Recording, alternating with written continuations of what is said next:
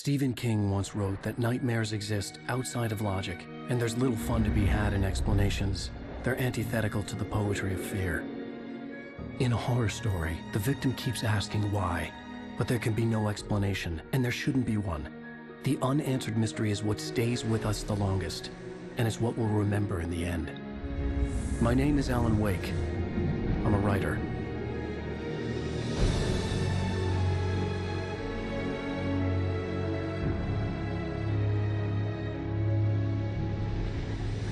I've always had a vivid imagination, but this dream unsettled me. It was wild and dark and weird, even by my standards. So yes, it began with a dream. Following a typical nightmare pattern, I was late, desperately trying to reach my destination, a lighthouse.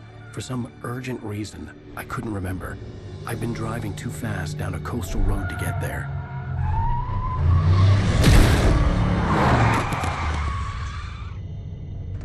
I'd seen the hitchhiker too late.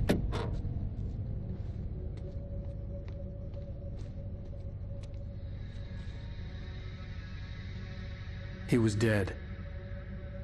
I was convinced they'd put me in jail and I would never see Alice again.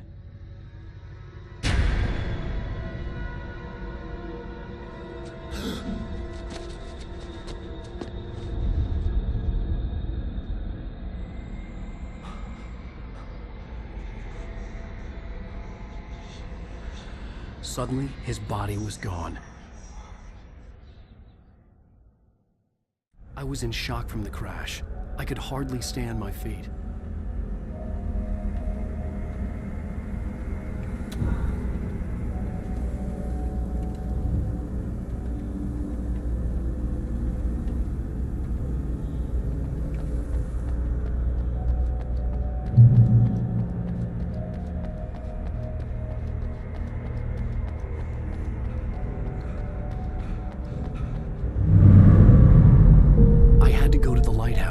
I knew there was something important waiting for me there.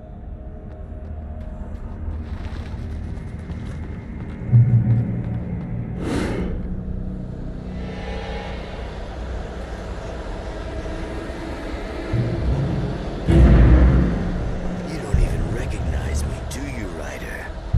You think you're God? You think you can just make up stuff? Play with people's lives and kill them if you think it adds to the drama? You're in this story now, and I'll make you suffer. You joke. A single readable sentence in your books if it wasn't for your editor. You'll never publish another one of your shitty stories, 'cause I'm gonna kill you. It's not like your story's already dead.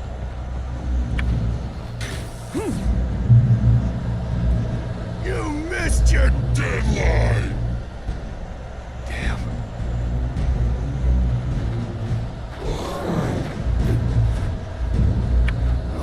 You can't stop me!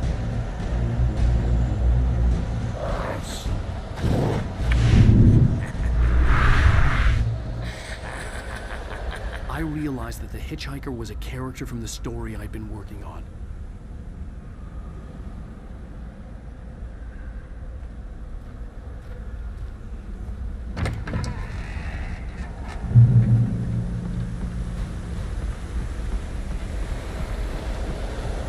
How does it feel to die by the hands of your own creation?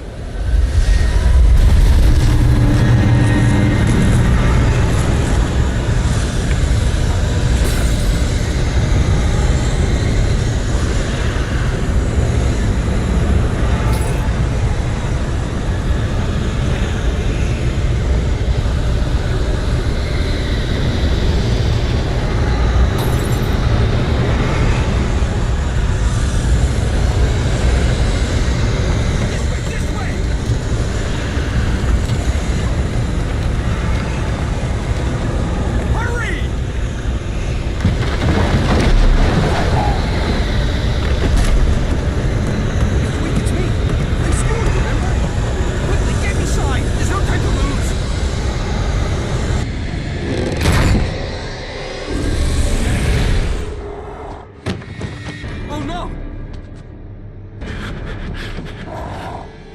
Stop! No! Damn it, die! No! No! No!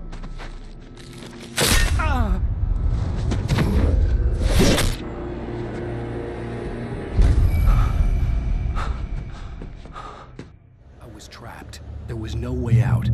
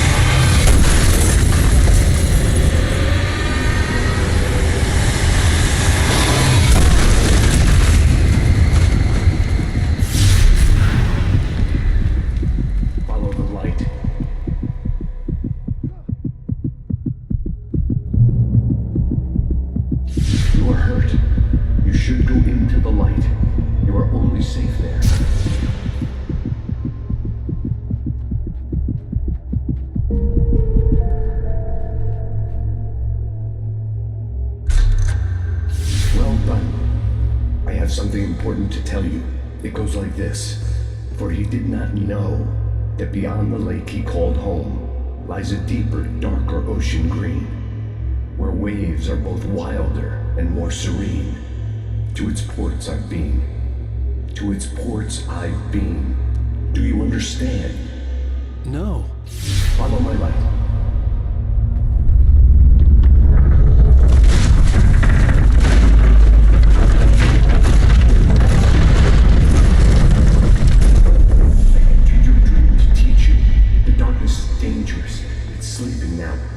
When it feels you coming, it will wake up. There's no time. I can only show you the most important thing.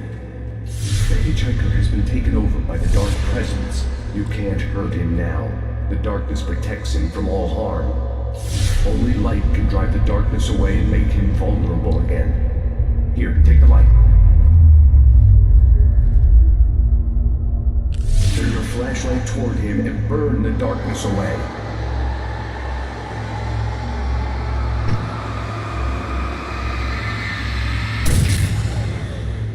You did it. Now the darkness no longer protects him, but it's still inside, controlling him. He can't be saved.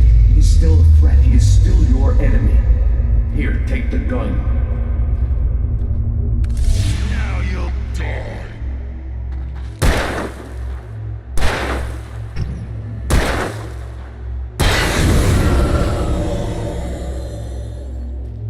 Good. You've done well. Remember what I've taught you. That is all. I will give you back your dream now. In the nightmare, a terrible darkness was taking over the world. The lighthouse was the last safe place on Earth.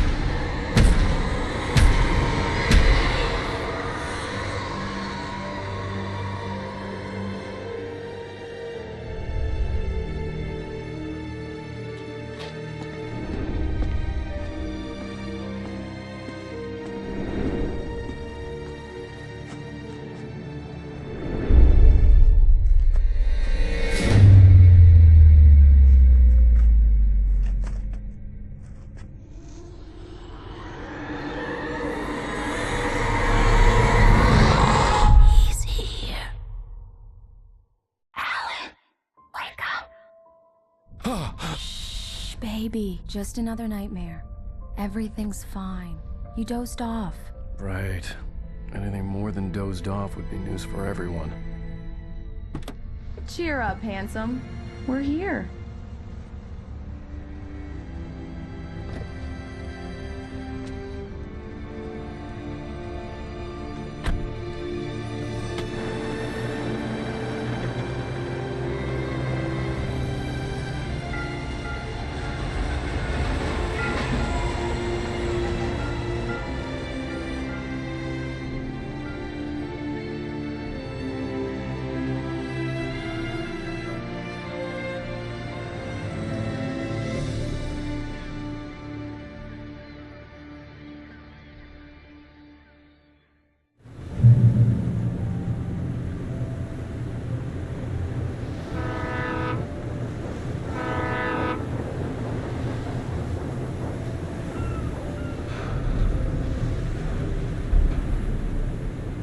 Let's act like we're on vacation. Go stand next to that old gentleman there. I want a shot of you with the town in the background. Sure. I'll even give you a title for the shot. A city boy, moments before he got eaten by a bear. Hi. Hello there. You picked a good time to visit our town. Deerfest is just 2 weeks away. Deerfest, huh? Did you hear that, honey? You have a lovely wife. And if you don't mind me saying, I'm Pat Maine, by the way. Nice to meet you. Yeah, I'm Alan Wake. I won't pretend I don't recognize a famous writer such as yourself, Mr. Wake. A pleasure. I'm an avid reader myself. I hope this isn't too presumptuous of me, but I'm the night host at the local radio station. Any chance I can get an interview? Look, Mr. Maine, I'm on vacation. In fact, I'd appreciate it if we could keep my being here just between the two of us. I'm sure you understand. Fair enough. You can trust me to be discreet. Not a hard man to track down if you change your mind, though. I hope you two have a lovely holiday.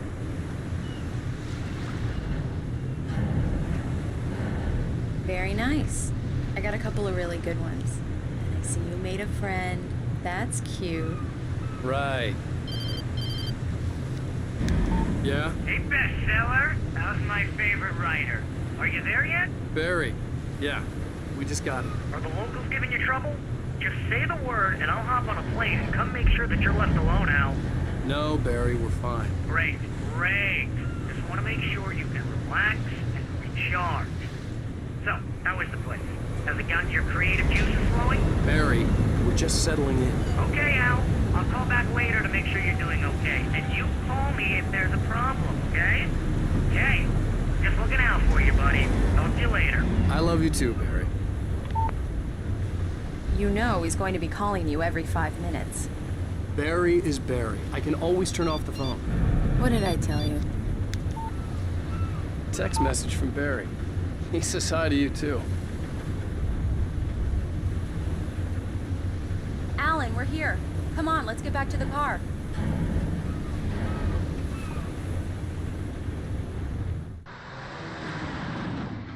We need to stop at the local diner to get the cabin key from the landlord, a Mr. Carl Stuckey. He's waiting for us. I'll go fill her up while you get the key. I'll pick you up here in, say, 15 minutes? Sure. Alan, thank you for coming here with me. I love you too. Go on. I'll promise to behave.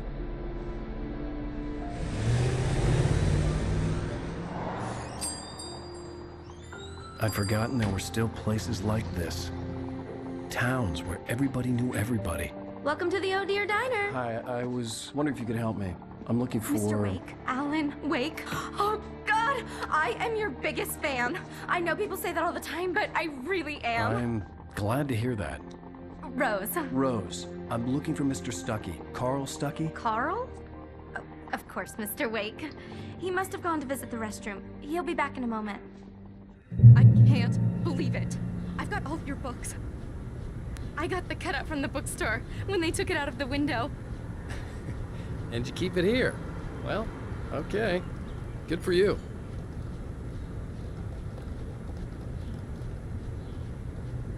Try the coffee. Just don't blame me when you fall in love. 'cause it'll break your heart when you have to leave.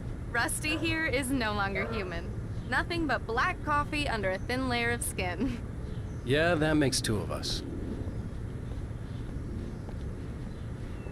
Do me a favor, Sonny. I could really use a tune right now. Coconut, number 6 in the jukebox. I'd do it myself, but both of my legs have gone to sleep. Bad circulation. Yeah. Are you serious? Coconut again? You disgust me. Call yourself... Don't go in there, young man. You can hurt yourself in the dark. I think I can handle it, ma'am. I didn't want to wait. I wanted to find Stucky, to get the key and get out as soon as possible. The waitress was giving me a headache. Overeager fans always did. Hello? Mr. Stucky? Carl couldn't make it. Unfortunately, he was taken ill. But I have the key for you and instructions on how to get to the lake. Okay. I wish you a good stay in my cabin. I'll come by later to check how you've settled in. And to meet your wife. I insist. Thanks.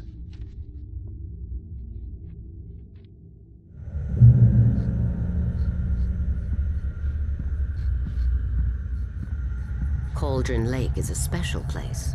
Very inspiring.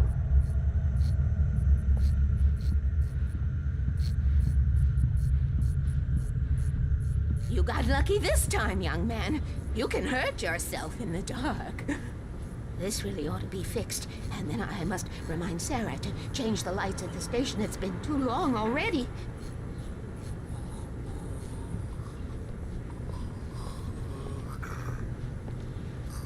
Even that sounds better than your singing. Are you all right? Splendid, splendid! Damn hernia. It swells up like a balloon if I lift anything heavier than a spoon. Yeah, splendid, splendid. It's been a long time, Doc. The Andersons, they're, local musicians. We're waiting for Dr. Hartman to come pick them up. They wandered off from his clinic at the Cauldron Lake Lodge.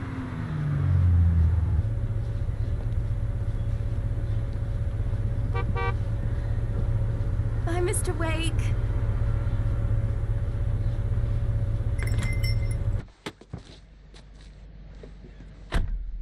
Mission accomplished. The key and the directions. My hero. I got some flashlights, just in case. Hey, wait! Mrs. Wake! Your keys!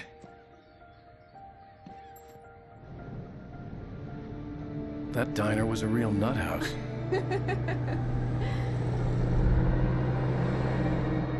Can you believe this place? This would make a wonderful setting for a book. We're supposed to be on vacation, Alice. I'll figure it out when we get back home. Okay? Okay. We can talk about this later. Batman here on KBFF. I didn't want to talk about it. I wanted to bury my head in sand. Here's another one of my favorites to go with it. Once upon a time, I was a successful writer, but that was a long time ago.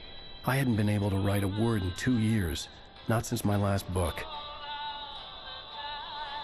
And now the weather. It's gonna be a clear night, so you folks in the big city might want to look up every once in a while. See those stars winking down at you? It gets pretty dark out here, but they'll light your way.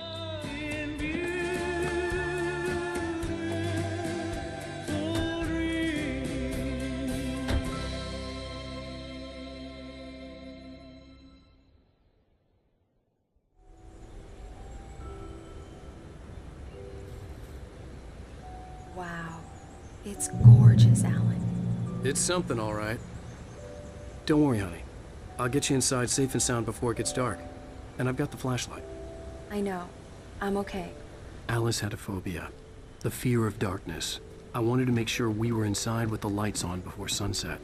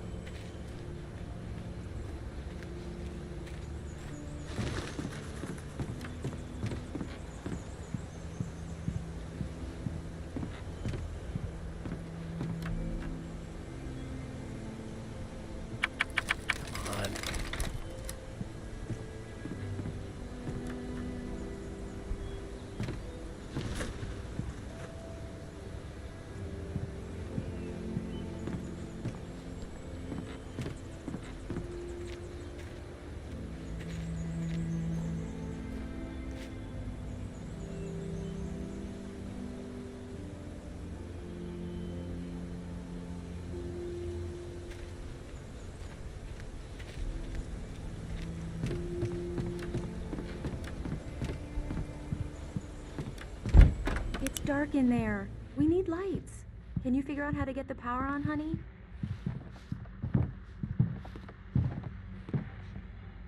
Hello? Anyone here?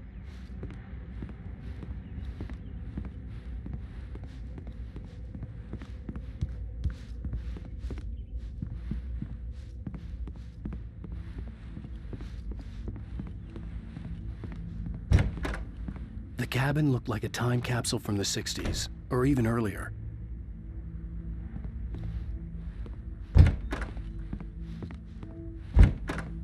For a moment, the oppressive feel of the nightmare I had seen on the ferry returned. Damn.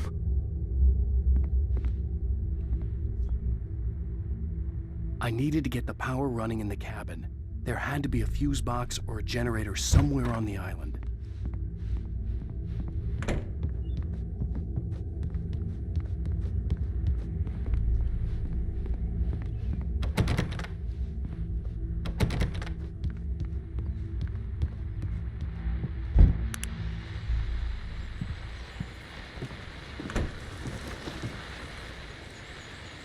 The Deerfest guests have already started to arrive.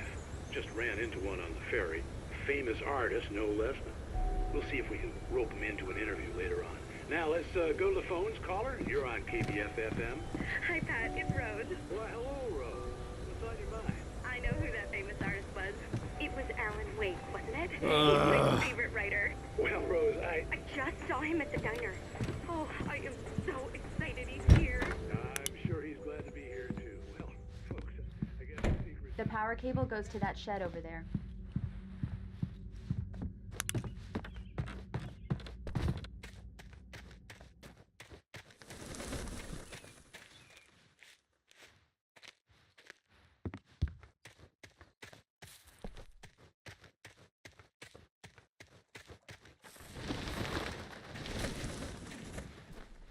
An old generator had been connected to the power cable.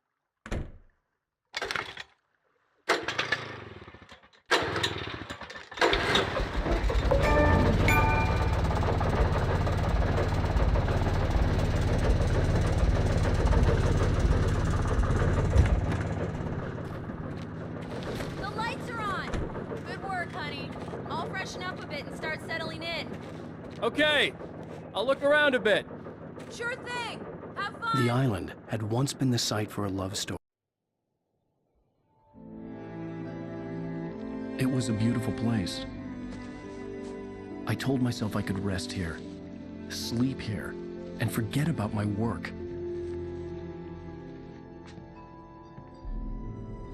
I thought we could be happy here. Maybe it would be that again.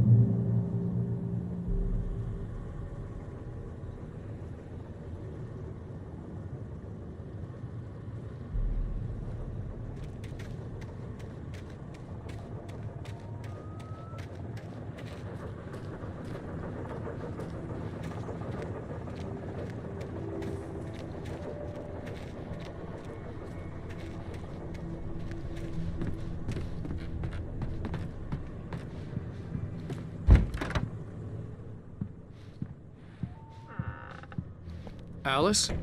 Honey?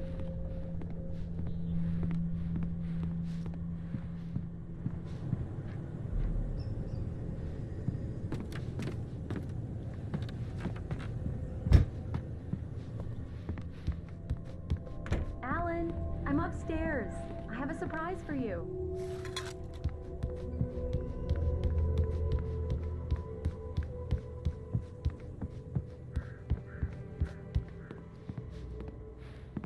Well, hello there. I'm not the surprise. It's in the study. Go take a look. Okay.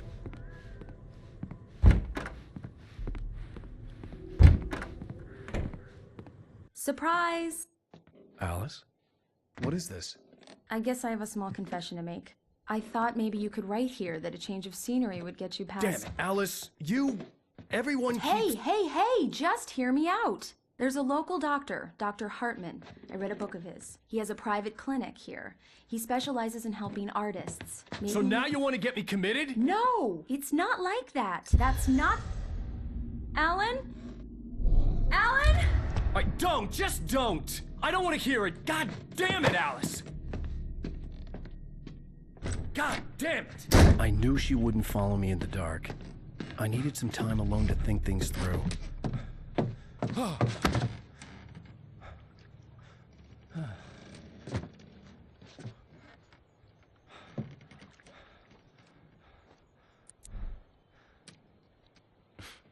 Damn it.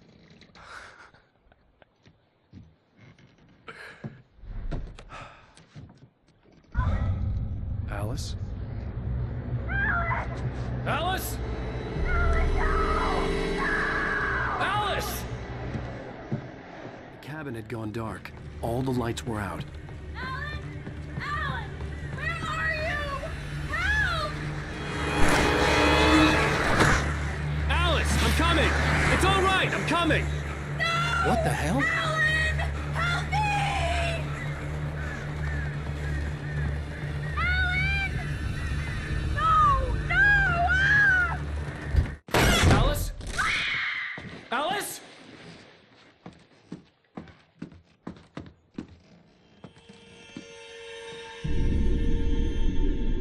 Oh no!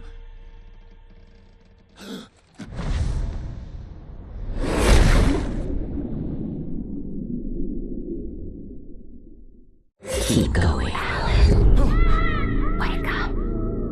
Alice?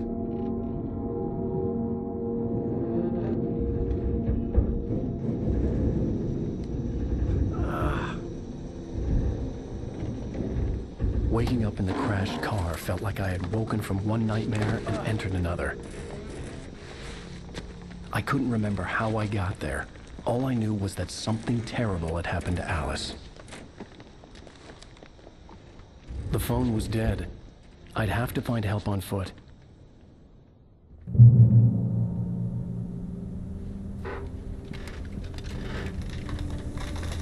Among Alice's things was a book, The Creator's Dilemma, by a Dr. Emil Hartman. Seeing the book brought back my fight with Alice. I didn't like it, and I didn't like the guy's smug face on the cover either.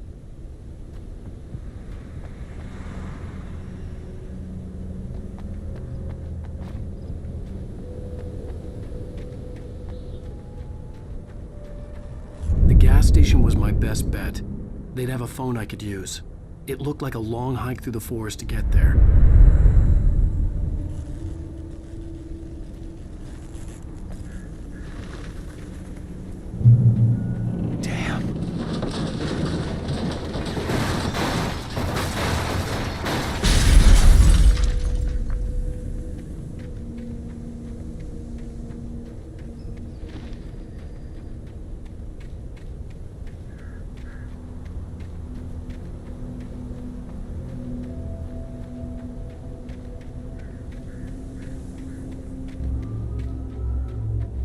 Hello?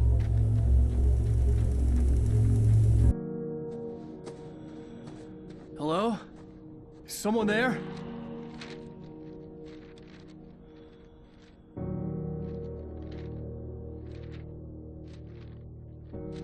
The loose sheets of paper were pages from a manuscript entitled Departure. That was the name I planned to use for the next novel I had never gotten started.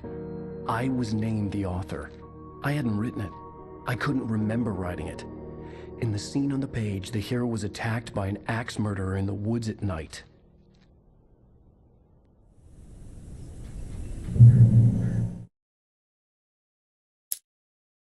Departure by Alan Wake. The man turned to face me. His face was covered in shadows. It was hard to make him out in the darkness of the forest that surrounded us, but the axe he lifted was plain to see. It glistened with the blood of his victim. He grinned madly. The shadows were alive, distorting his features.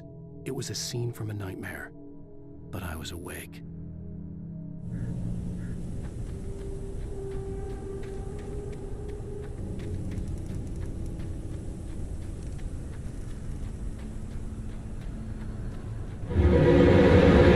Anybody there? Please, I've been in an accident.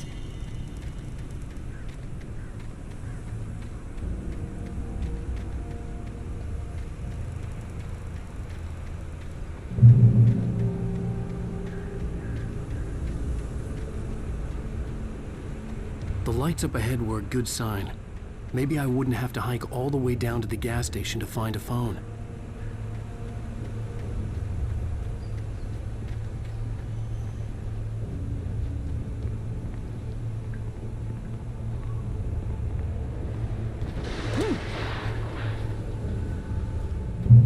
Anybody there? Please, I've been in an accident. Hey! Hey, you! Phil! There's been an accident. I need help.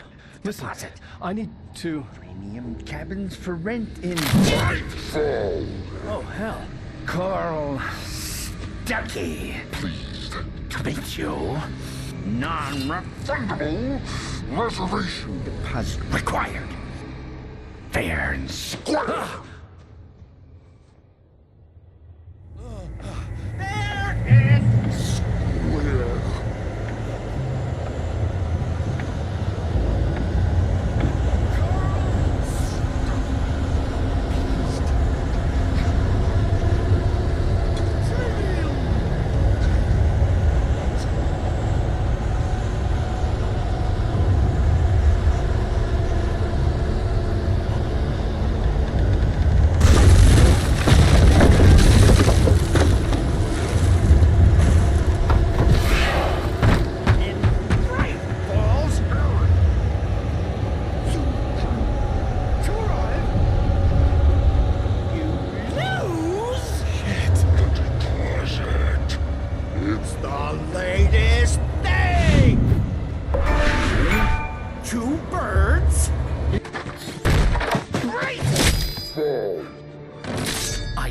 Figure a way out of this. Any second now, and Stuckey would be knocking on the door with his axe like Nicholson in The Shining.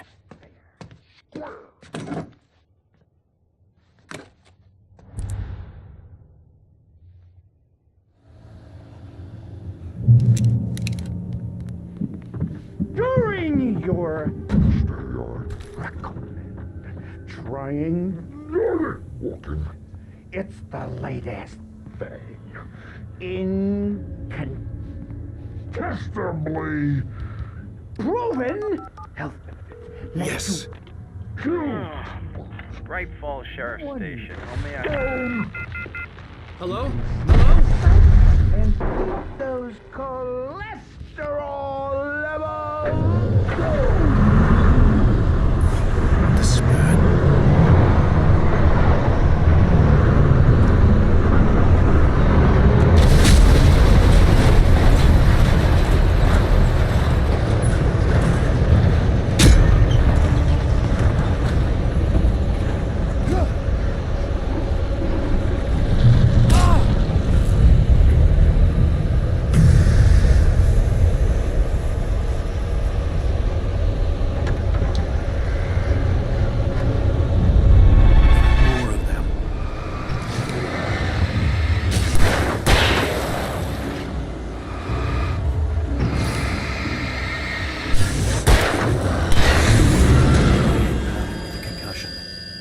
Fired a gun outside a shooting range, and now I just killed someone. Or something. There were no bodies. They just disappeared. If I was dreaming, it felt real enough to make me sick. Eerie hand-painted graffiti was revealed by my flashlight. Someone had hidden a chest of supplies near it.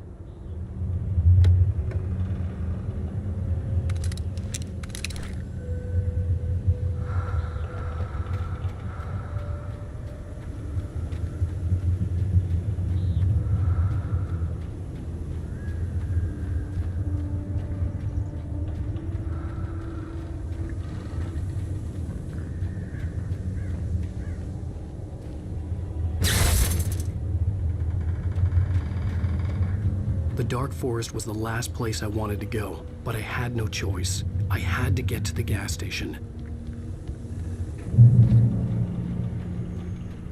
It's rabbit season.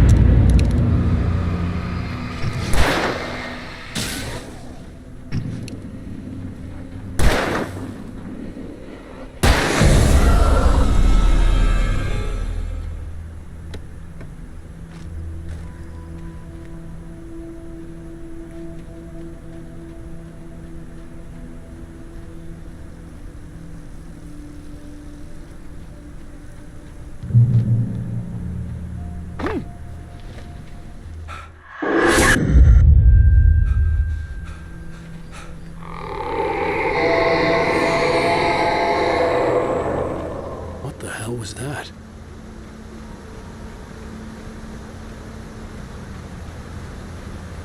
When I saw the river below, something uncoiled itself inside my head. I realized that I'd have to find a way across. I didn't even want to look at the water.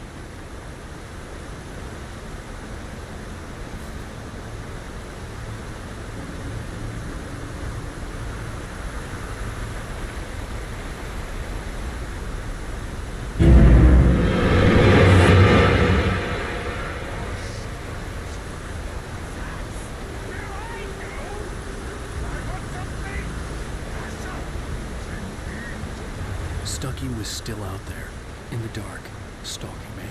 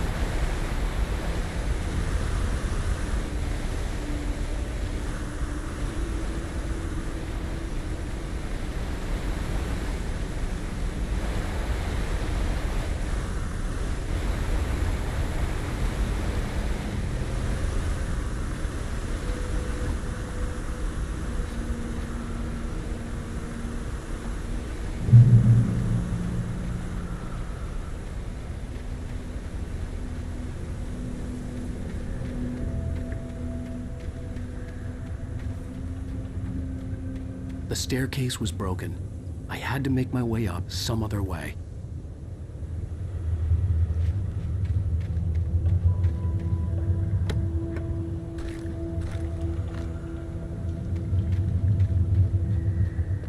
I couldn't stay here. There had to be a way to get up there. There was no power. There was bound to be a generator somewhere at the logging site.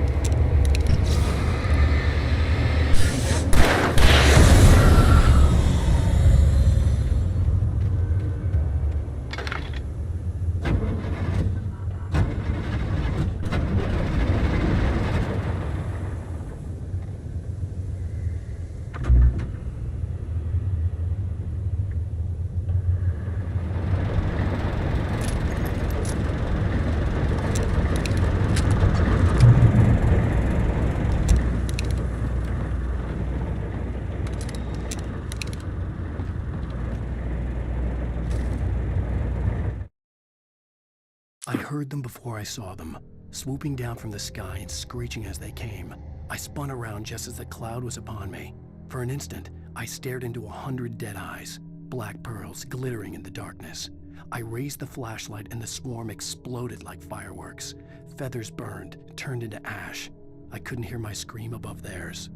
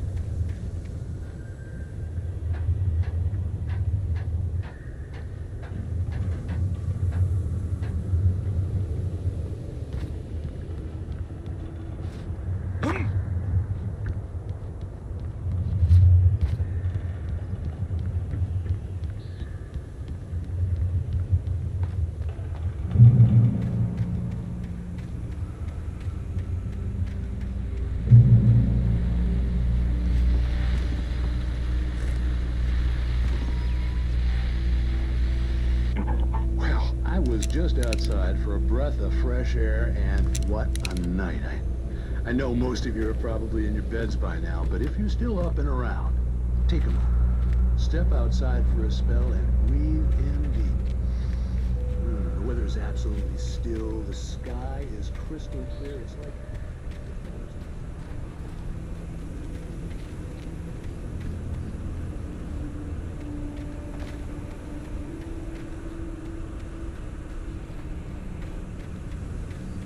The gas station was closer now, its light welcoming in the darkness. Paul makes the best dogs in the state. Belly Burster is the best with no cut. Monster Dog is second best. The famous dog is...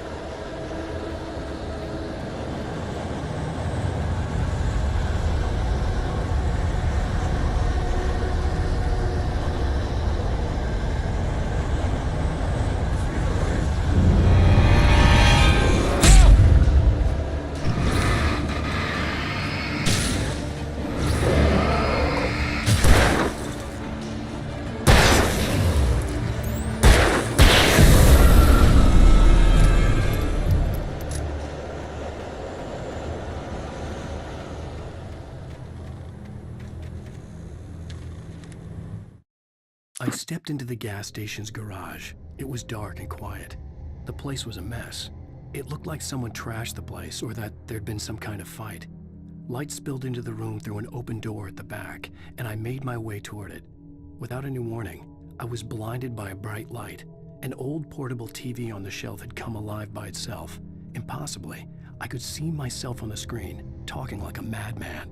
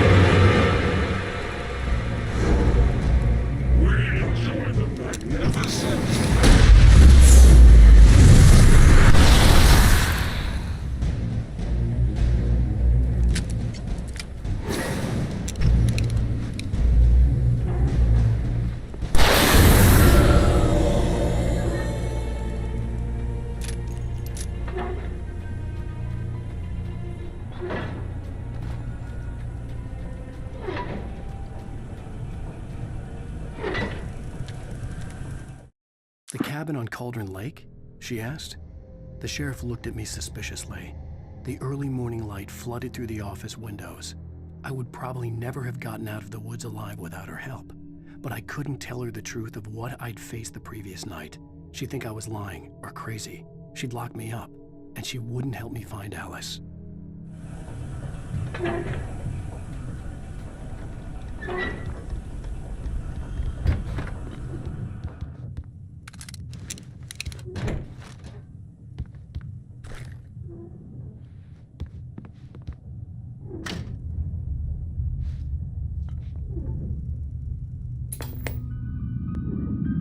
Science. It bestows immortality on those who advance it to elevate all of mankind. Newton, Einstein, Sagan, princes among men. But the price for such a legacy is steep indeed. In Night Springs. Tonight's episode, a quantum suicide. If our lives are already written, it would take a courageous man to change the script. Having called a press conference, Dr. Barclay Colvin is about to demonstrate that very courage. Ladies and gentlemen of the press, I am Dr. Barclay Colvin, and I'm glad so many of you could join me here at the Moorcock Institute. Tonight, I'm going to give a practical demonstration of the many worlds interpretation. As you can see, this is a loaded 9mm pistol. It shall be part of a thought experiment. And now, a real experiment, known as a quantum suicide. Did he say suicide? Is that a real gun? He's kidding, right? Please, stay calm. There is no risk. Observe what occurs when I place the weapon against my own forehead. Now, you might think this round is merely a dud. Not so. Observe the flower pot. And yet, I myself cannot be harmed with this gun. With each pull of the trigger, two new realities branch off. One in which the weapon didn't fire, and one where it did. With my machine here, I have ensured that this reality is always the former. I have bestowed upon myself quantum immortality. Under no circumstances can this gun kill me. So wait. What you're saying is that every time you pull the trigger, in another reality, you die? Yes, of course, but that's completely trivial. There's an infinite number of things that could happen at any moment, and they always do happen somewhere. The point is, this one thing did not happen here. You're insane, Colvin. Insane? Insane? Hey, was this thing supposed to be plugged in? I stumbled on it. You fools! Gaze upon quantum immortality.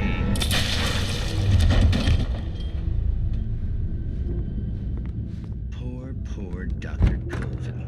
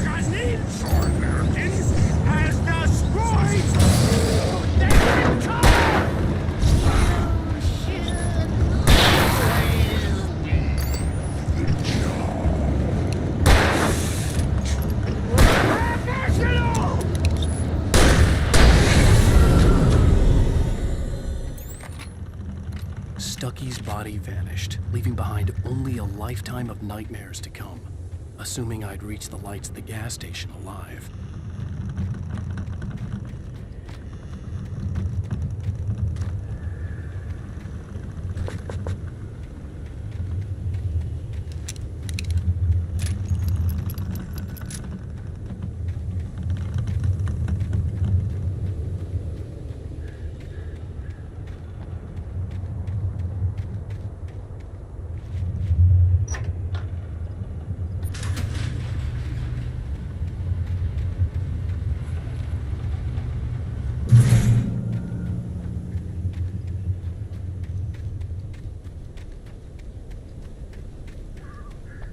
I recognized the parade float I had seen in Bright Falls when I first arrived with Alice.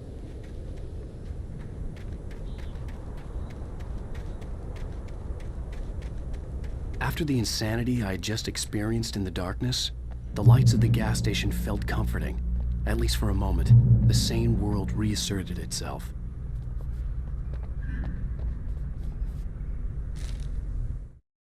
Stucky spat on the garage floor and tried to shake the cobwebs from his head. Ever since the couple never showed to pick up the keys, things had been fuzzy. Something, a feeling, caught his attention. Stucky looked up and stared as his brain tried in vain to process the horror before him. He stumbled back, knocking over a can of oil. A black pool spread across the floor while he struggled for a brief moment, then let go as the unrelenting darkness engulfed him.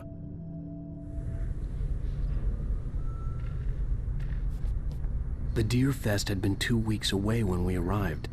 If the day count on the banner was right, I was missing a whole week between the night we got here and now. The garage was a mess. It looked like someone had trashed the place, or that there'd been some kind of fight. All right. I'll keep writing. Outside there's only darkness. Outside the cabin, outside the story, there's only darkness. I can feel her presence in the dark. Just now, I could smell her perfume in the room. I'll reach her, I'll fix it up. I'll bring her back. The story will come true. If I stop, she's lost. I don't believe this. It'd been me on the TV, talking crazy.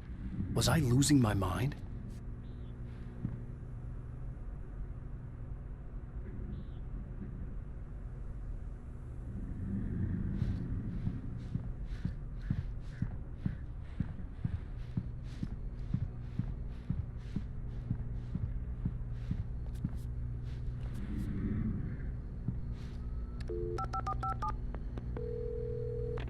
Bright Falls Sheriff Station.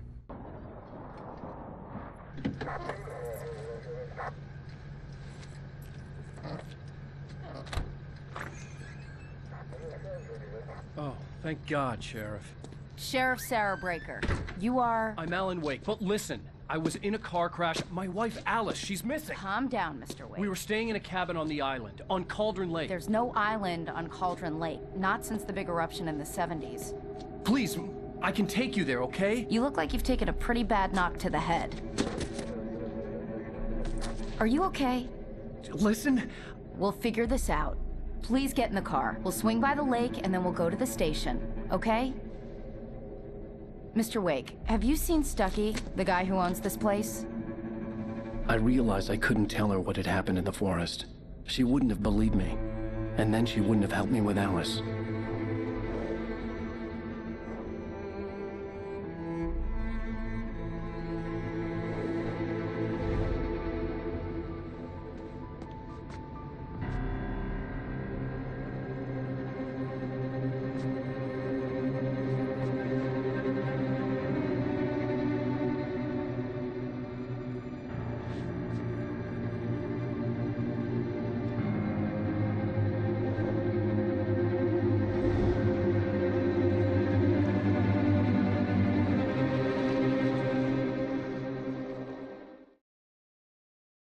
Previously on Alan Wake.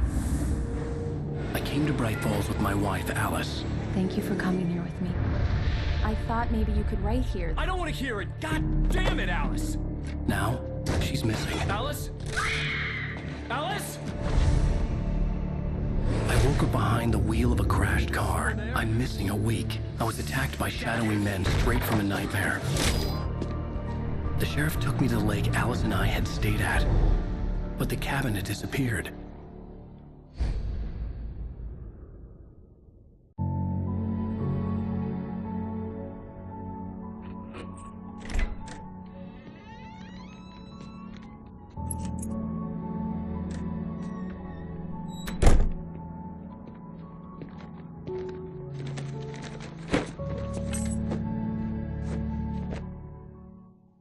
Honey, I'm home. Back here, sweetie. How was it? Worst weather I've ever seen. You should put some coffee on. It'll warm you up.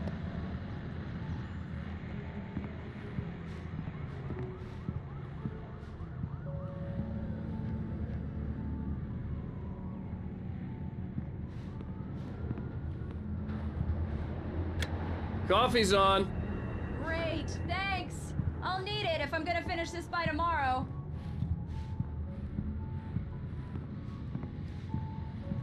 Oh, hey, I just finished those cover mock-ups. They're on your desk. Tell me what you think. No kidding. I didn't think you'd get them done this quickly. On occasion, I can perform all sorts of miracles, my dear.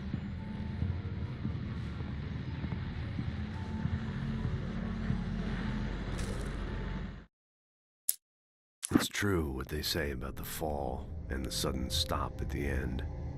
I'd lain here in the snow while the lurid chain of scenes that had led me here kept playing in my head. A rerun of my own private snuff movie. A memory of my corpse. Alone at my own wake. Thinking in metaphors again. The femme fatale was gone. Only a sour taste remained of the kiss that killed me. This was a late goodbye. 13 years after I'd gotten my revenge. It had finally caught up with me. It had been a long time to bear the pain. My blood painted the snow red. A gruesome slushy dissolved all the scattered painkillers and leisurely dripped down to the sewer, mingling with the bile of the city, becoming one with it. I can see them now. My wife and my baby. Honey, I'm home. These look really good. Oh, sure, until Barry gets his hands on them. Which, by the way, will happen over my dead body. The last time was the last time. Oh, and speaking of Barry, he called. Alan! Alan, please check the fuse box. I'm right here. I'm on it, honey. Please hurry. I'm right here, baby. I'm fine, I'm fine. Just get the lights back on, now, please. Honey, it's a power outage. I've got the flashlight. Okay. Hi. You okay? I'm sorry. It just really spooked me. Don't worry. We'll just break out the candles. I know it's stupid, but it's just... especially when I'm not prepared for it, you know? It gets to me. I love you. Tell me a story, writer. Okay. I used to have these nightmares when I was a kid. The dark really spooked me, too. When it got really bad, my mom gave me this old light switch. She called it the clicker. The clicker, huh? Yeah. If I ever got scared of the dark, I could just flip the switch and a magic light would scare the monsters away. Oh, sure. Here it is. Alan. Maybe it'll help you, too. Yeah, nice story, writer boy. You made that up right now, didn't you? No. Seriously. I love you, even if you are a liar. Thanks for this.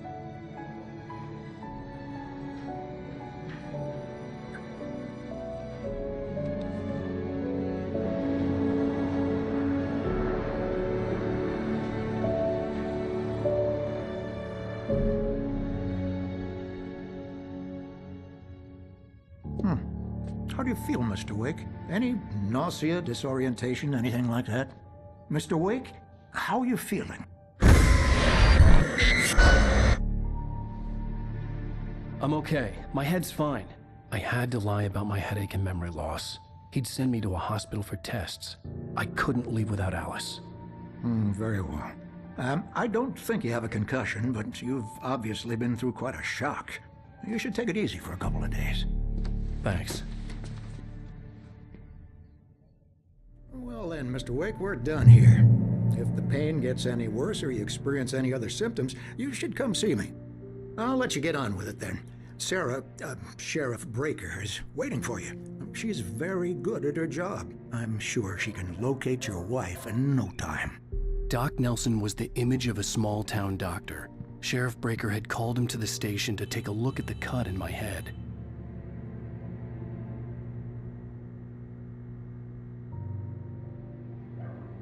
I'm sorry you had to cut your morning fishing short for this, Doc. Oh, she's a beauty, ain't she? Not the biggest I ever caught, if you can believe that coming from an old fisherman like me, but she's right up there. Now, she's a largemouth bass, which is what you're after if you prefer a lure. Now, if you want either trout or salmon, on the other hand, then it's fly fishing for you. You a fishing man, Mr. Wake? Oh, doesn't really matter, I suppose. But it can be very relaxing out there. You can't get me off the water this time of year. Closest thing to heaven. I'll take your word for it, Doc.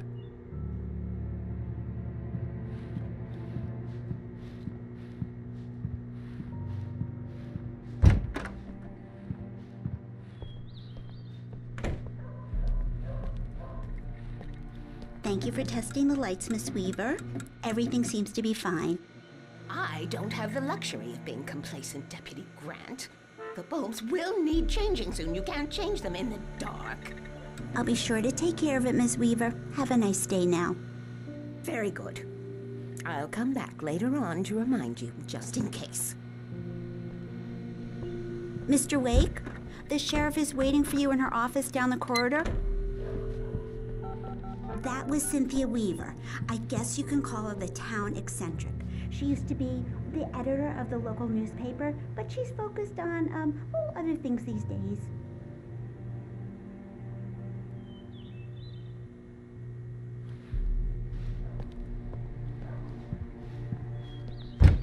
Come in, Mr. Wake. Your phone's on the desk. The battery was dead. It's charged now. Have you started looking for my wife yet? My men are already on it. Now, can you tell me what happened? I'm not sure. I can't remember. We were arguing. I walked out of the cabin. The cabin on Cauldron Lake? How did you end up at Stucky's gas station? I wanted to tell her what had happened last night, but I couldn't. She'd lock me up. Excuse me. I need to take this. Hello? Alan, please help me. Alice? Stop talking to the law. You'll do exactly what I say if you ever want to see your wife. Who is this? Go to the back lot. There's a hole in the fence on the left. Look inside the junker. I left a little something there to convince you we're all on the same page here. After you ditch the cops, you're gonna meet me in Elderwood National Park. There's a spot called Lover's Peak. Mr. Wake, can I help you with anything? Don't do nothing stupid, pal. We're watching you. I need to get some air. The sheriff said I could go out back. Of course, Mr. Wake. You can get there through the cell corridor. Hey, mister! Hey, can you turn the light? The light's on! The deputies, they don't understand. They won't listen to me. I need it to be bright in here!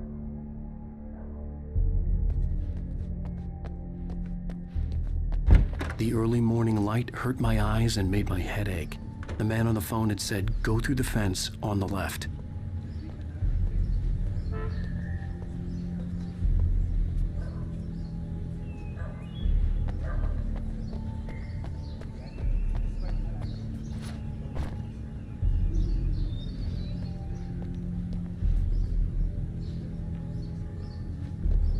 The caller had told me to find a hole in the fence behind the police station. There was something for me in an abandoned car.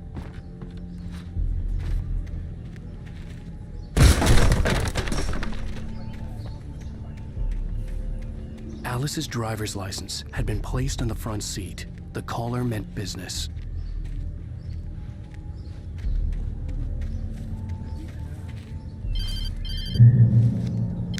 Barry? Ow! Ow! Thank God! Where the hell have you been? I've been trying to reach you for a week, you and Alice. I've been worried sick. I flew out yesterday. I'm here in Bright Falls. Barry, listen to me. I'm at the sheriff's station. Come and get me. I can't talk now. Al, what the hell is going on? I had to get the sheriff to let me go. I needed to get to Elderwood National Park to meet Alice's kidnappers. The kidnapper fired his gun one last time, and the shadow vanished into the darkness it had come from. See? Nothing to it, Wake. The thought of Alice in his hands was revolting. We stood on the wooden platform of Lover's Peak, the waterfall on the mountain behind us, the lights of the radio mast blinking red in the heights above. I fought with the urge to take a swing, force myself to speak. Let's cut the act now. Where's my wife?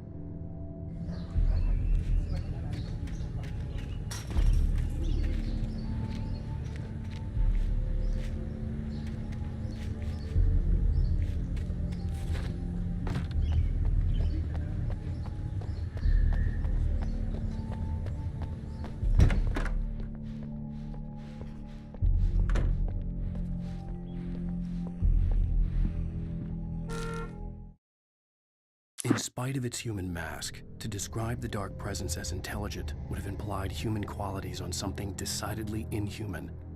Nonetheless, it found the one spot in the diner that was dark enough. Some light spilled into the corridor, ravaging it.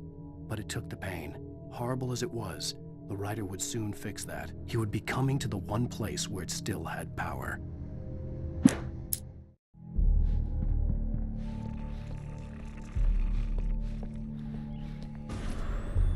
A writer is a light that reveals the world of his story from darkness, shapes it from nothingness.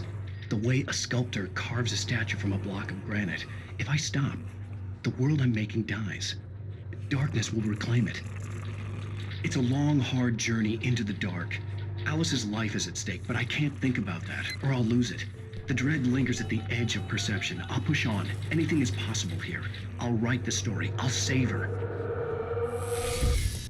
Marvelous, Sarah. I just wanted to settle all the damage the Anderson brothers might have inadvertently caused on their... Are you feeling any better, Mr. Wake? I'd like to leave. Am I free to go? Well, we still need to talk about... Am I under arrest? No, of course not. But I need to know where you'll be staying so I can get in touch with you. I'd avoid the motel. The Majestic is known for its roaches. The cabins at Elderwood are pretty nice, though. That sounds perfect. I'm Dr. Emil Hartman. I'd like to invite you to stay at Cauldron Lake Lodge. Did you talk to my wife? I had the pleasure of discussing your situation with her on several occasions. Did you set something up with her? I invited her here. My clinic is a place where... Oh, hey! Oh, my! Take it easy. Hey, nobody move! Get your hands off of my client! Who are you? I'm Barry Wheeler, his agent. If you have business with Mr. Wake, you talk to me. You yokels won't know what hit you once I sick my lawyers on your asses. No harm done, Sarah. I'm all right. I don't want to press charges. Mr. Wake, my offer still stands. Get me out of here. What the hell was that about, Al? We don't need a replay of that thing with the paparazzi. I thought they were gonna lock you up. I had to talk to someone. I told Barry everything. He thought I was certifiable, but when he heard about the manuscript, I had him. The fact that I'd written something, even if I couldn't remember it, was enough for him. He smelled money. And he believed that Alice had been kidnapped. Anything beyond that was another story. I had a midnight appointment with the kidnapper in a place called Lover's Peak, somewhere in Elderwood National Park. The plan was to rent a cabin. I don't like it, Al. I don't like any of it. It's not good. In fact, it's the absolute opposite of good. Mr. Wake! Barry, you found him. Hi, Rose. Oh, wow. I was just thinking about you, too. Great. I was just bringing Rusty some coffee. He's on the balcony, looking after Max. Poor thing. I really need to go. Great to see you again, Mr. Wake. Later! Who's Max?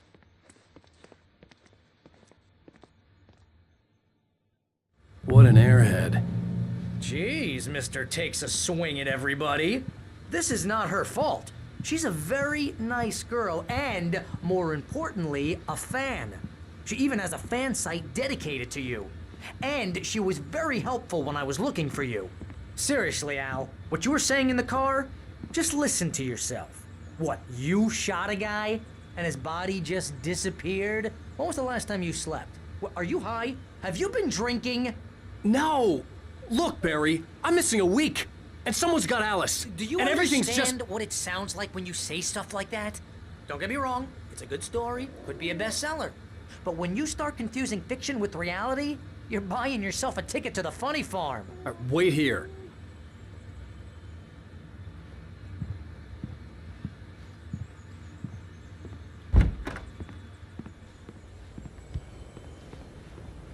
Easy there, boy.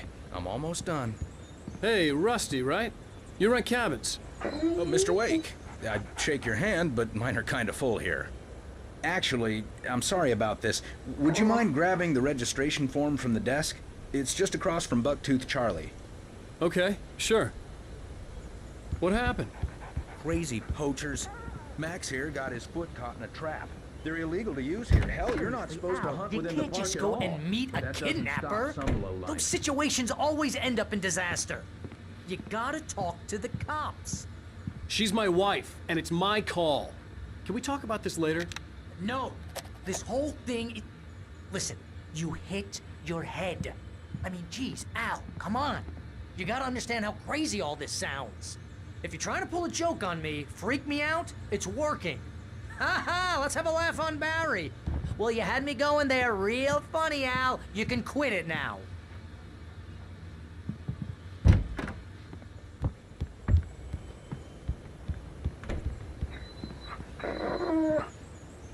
I think this is the form you wanted. And here are the keys. Okay, you're all set, Mr. Wake. Glad to have you staying here. Thanks. Can you tell me how to get to Lover's Peak? Oh, sure. It's at the end of the nature trail. Just follow the paths, you'll get to it eventually. It's an easy walk. Nice spot, too. If you have any trouble finding it, just keep your eyes on the radio mast. It's right below that. Look, Al, you're asking me to believe that you shot a dude who went poof into thin air, a guy who was bulletproof until you pointed a flashlight at him. You hear that from people who end up spending time in padded rooms, strapped to their beds, wearing white shirts with too long tangled up sleeves, and eating a healthy diet of pills. Al, you make cruel jokes about people who believe that kind of stuff. You're the skeptic.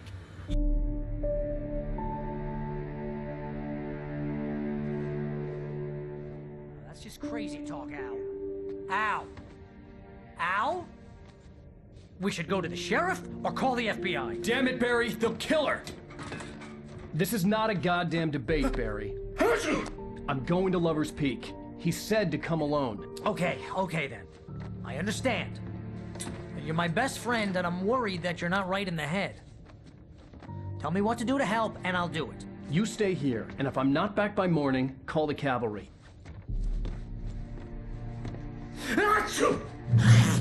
Just be careful with the natives, Al. These yokels are dangerous. Everybody hates a tourist, or it'll be Deliverance all over again. Bless you.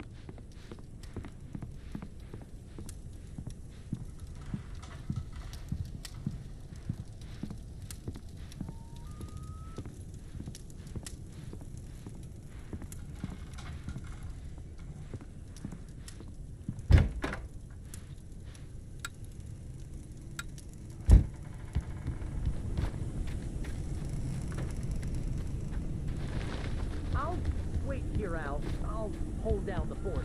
I'll be with you in spirit every step of the way, Al. Watch the door now.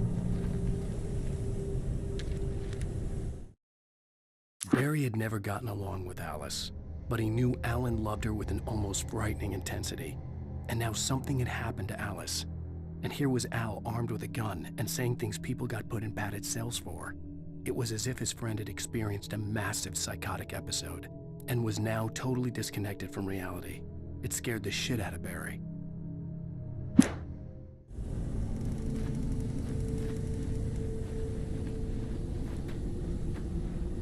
Barry had the keys to the car he rented. It wasn't a long walk to the visitor center, and it wouldn't be any use to me in the forest. I knew I should have gone to the cops. This wasn't the smartest thing I'd ever done, but I was still angry with Barry for trying to talk me out of it. These people had called me right in the sheriff's station. The cops wouldn't scare them, and they had Alice.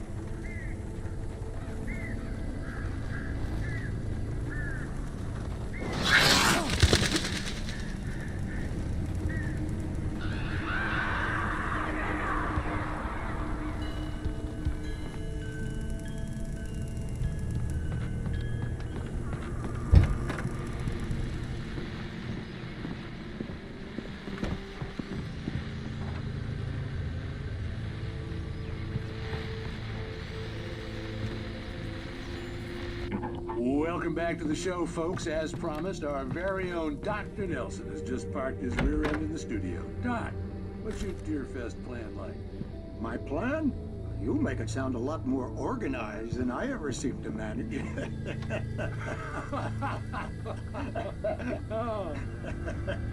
No plan, really. Just taking the atmosphere. I'm getting a little too rickety to do much more than that, you know. Oh, tell me about it. No sack race for us older gentlemen, huh?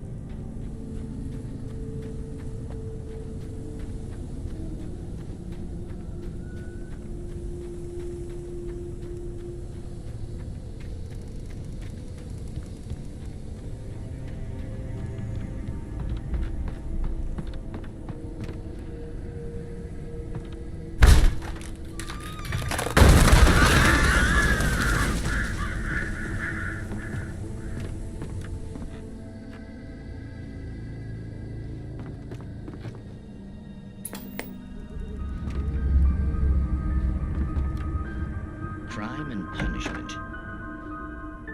The cancer and cure of civilization. But some crimes are impossible to punish, especially in Night Springs. Tonight's episode, The Man in the Mirror.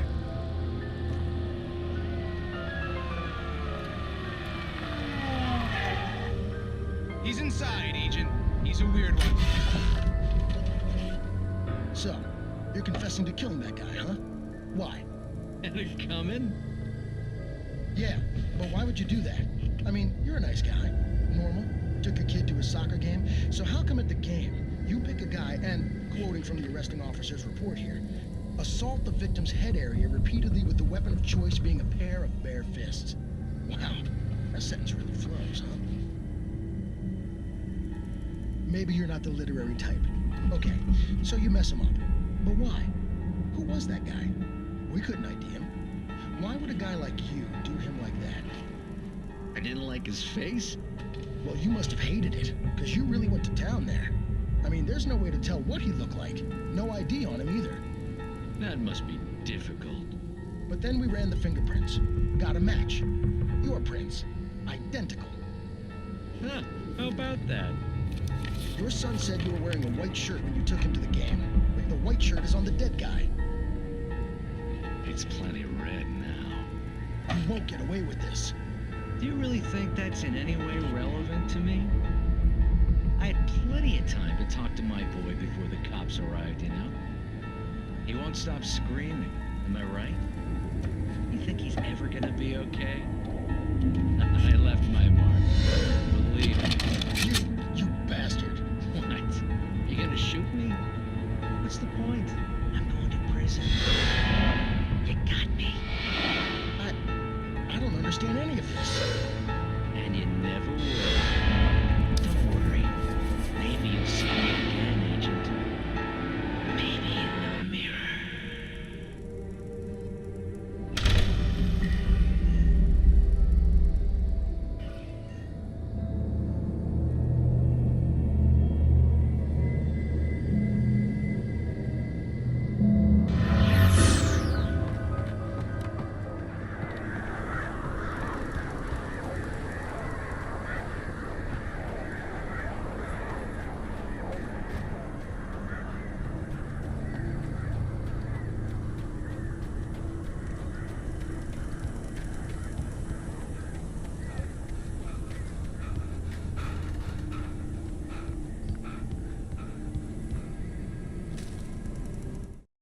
Rose knew that Rusty was in love with her, and she liked him too.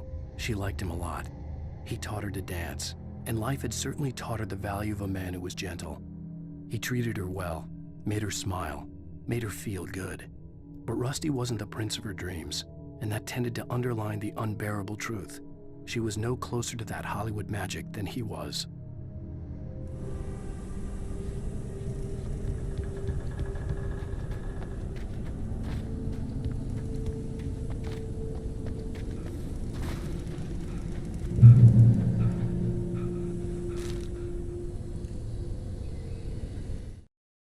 The air in the visitor center was heavy with an awful smell, as if some rotten, drowned thing had crawled up from its grave. Rusty kept coughing blood. My eyes were drawn to the twisted shape of his broken leg. The attack had been vicious. Max whined in his cage. Rusty's eyes were wild with fear and terror. He gasped.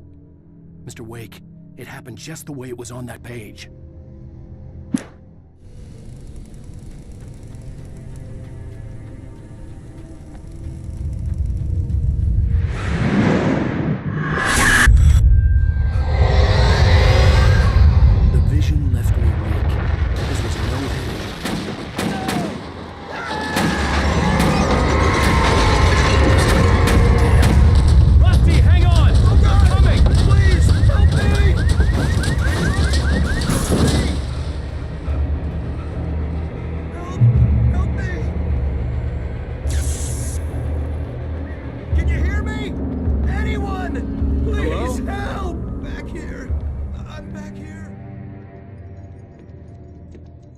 Mr. Wake?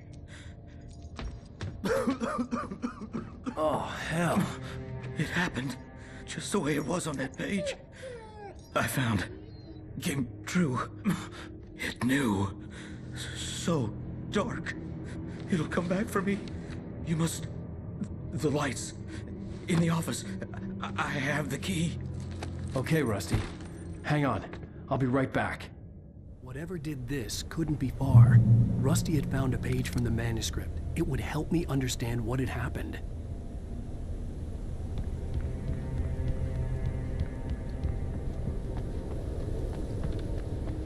The only way to make sure that Rusty was safe was to get the power running and the lights back on. The visitor center was sturdy, but the impact turned the front of the building into splinters. Rusty was thrown across the lobby like a rag doll and hit the far wall hard. It didn't hurt until he tried to move and saw his leg bend the wrong way, felt the broken rib stabbing him on the inside. Rusty howled in pain and fear, suddenly afraid to die alone.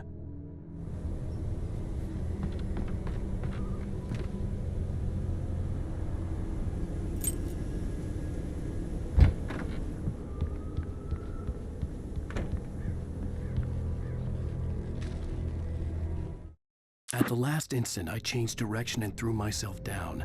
The axe splintered the trunk of a tree. I stumbled into the pool of bright light. My lungs burned. I was too exhausted to move. I tensed as I waited for the killing blow, but it never came. I raised my head. Nothing moved in the darkness beyond. For the moment, bathed in the cold light, I was safe.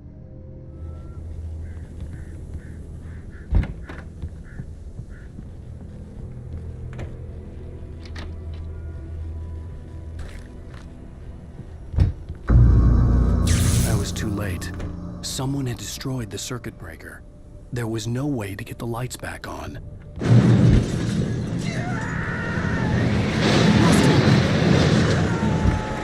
Rusty! The ground was covered with oily patches that looked like liquid darkness.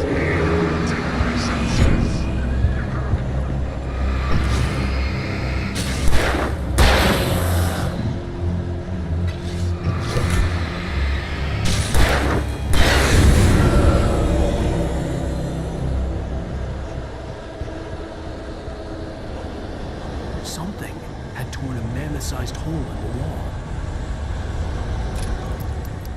Please! Don't feed the animals!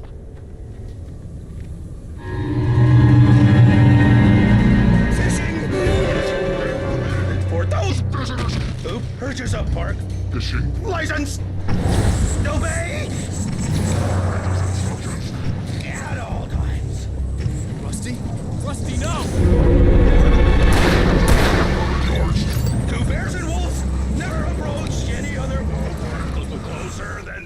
vineyards. Pets must be never leave your And unattended. It is Against the objects are historical artifacts from the art. gross. This includes even you made I go on the river. or even simple berries.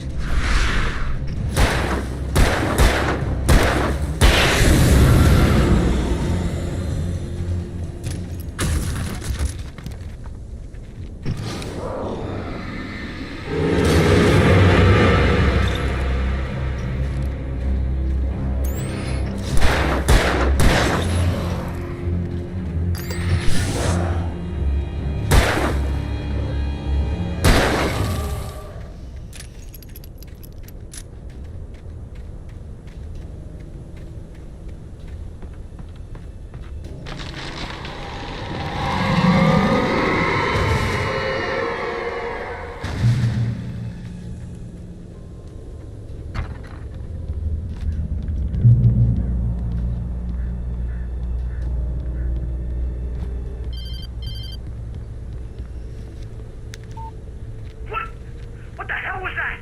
I saw from the window. I saw something.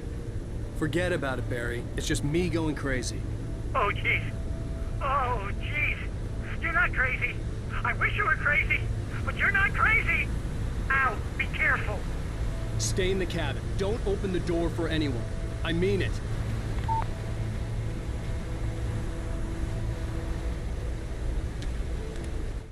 In that last instant of consciousness, Rusty thought about Rose. He was older than she was. Rose was barely out of her teens, but she made him feel young and forget what a train wreck his long-dead marriage had been. He still wore the ring. He'd been waiting for her to tell him to take it off. Now she never would.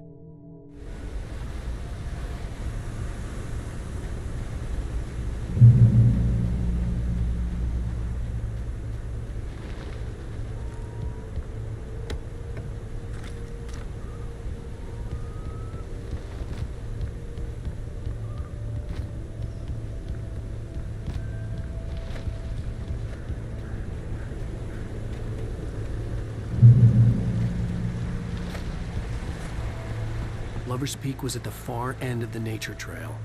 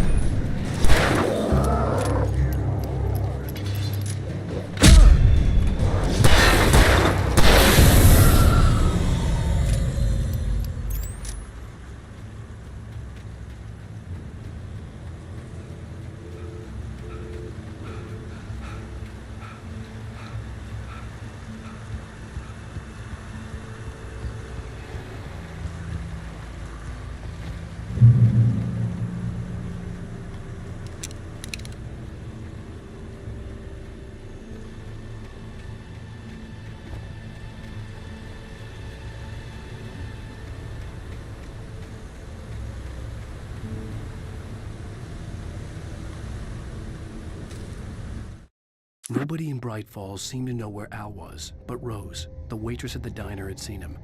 From what Barry could tell, Al pretty much fell off the face of the earth when he left the diner. Rose was just the kind of fan that Al hated, but she really tried to help. She was smart too, knew a lot about what was going on in the town, knew a lot about Al, even knew who Barry was. Barry liked her. That was no big surprise. When it came to women, Barry and Al rarely saw eye to eye.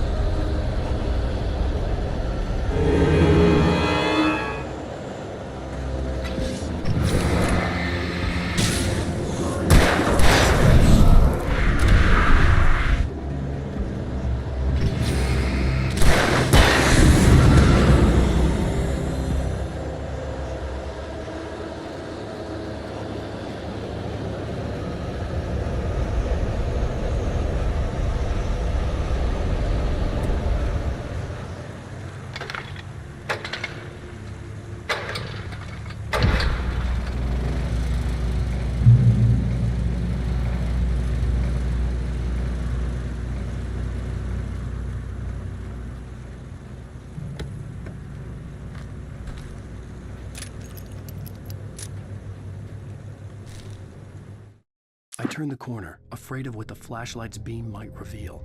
Suddenly, a roughly painted symbol of a torch glowed in the light.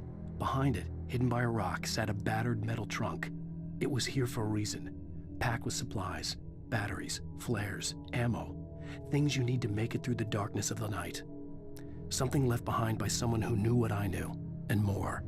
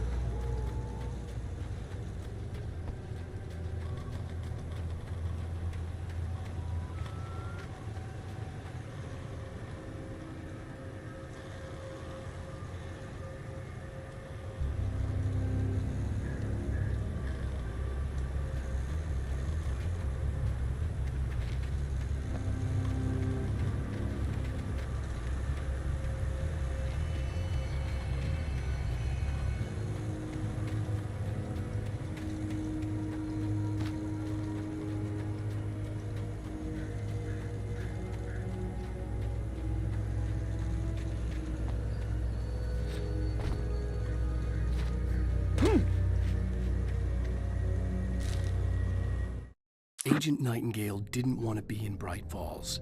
These little communities revolted him, and he didn't like the trees or the coffee. He now knew that impossible horrors lurked behind the storefronts and smiles. He desperately wanted to turn the car around and just drive until he passed out or ran out of road and booze. But he had a job to do. He had a rider to catch, at any cost.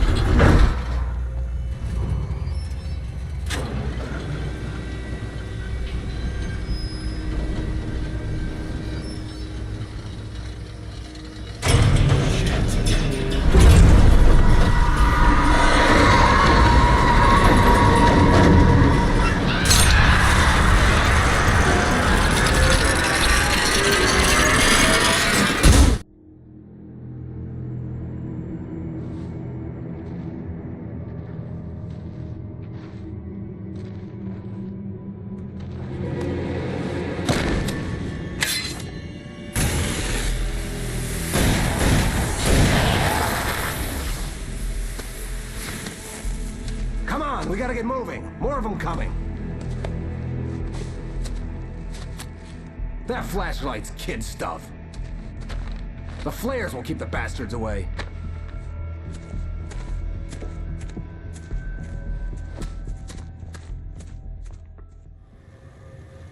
You can see them too? Hell, of course I see them. Come on, we gotta move. Why? Because that's the way the story goes. Yeah, but... Let's move! I lost my gun back there. Oh, I've got a gun. Just keep that light steady on him. It took a moment, but then I recognized him. He'd been on the ferry when I first arrived here with Alice. He knew my name. We were headed in the direction of Lover's Peak. There was no way this was a coincidence. He was the kidnapper. Come on, Wake! We gotta keep up.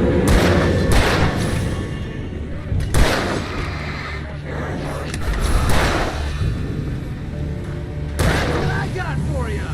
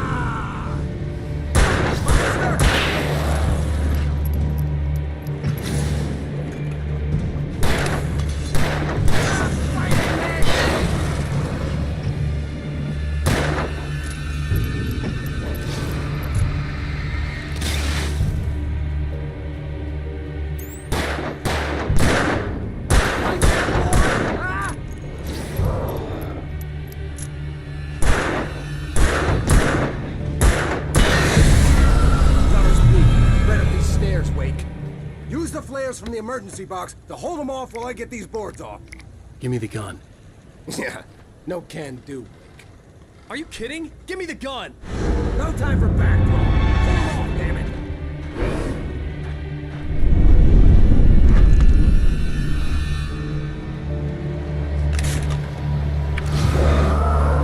Just a little longer. Scare them off.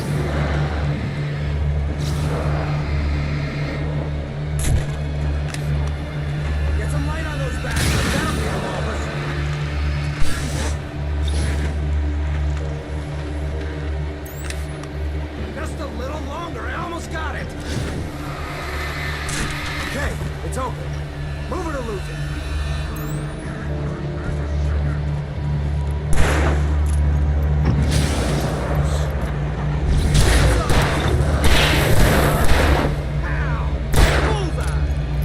Oh, you feeling better now, Wade? All cozy and safe.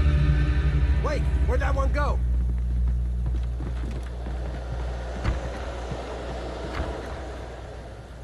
Better get ready. They'll be on us soon.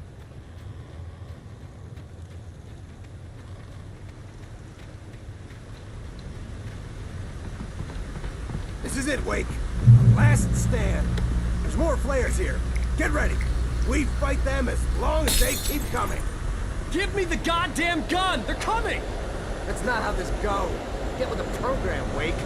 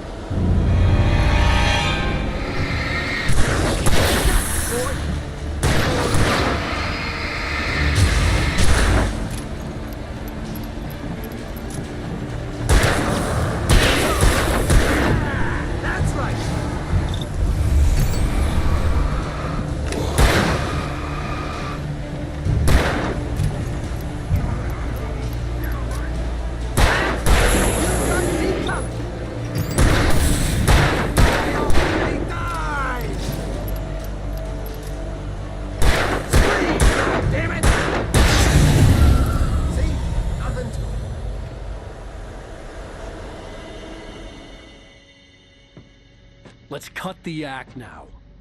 Where's my wife? I knew you were gonna say that. I read it all before. You're a hell of a writer. Congratulations. You're gonna bring about something glorious and terrible once we get you some proper editorial control. What the hell are you talking about? Where's Alice? I want the entire manuscript, or she's gonna suffer bad. You touch her up.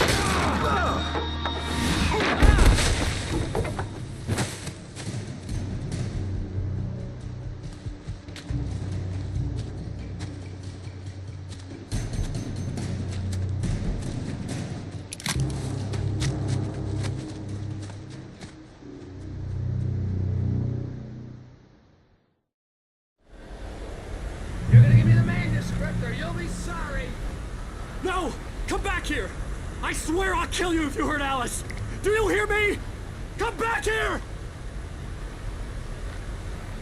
He had Alice, and he wanted the manuscript because he thought it held some magical power. But I had no manuscript to give him. I had to get back to Barry and figure out my next move.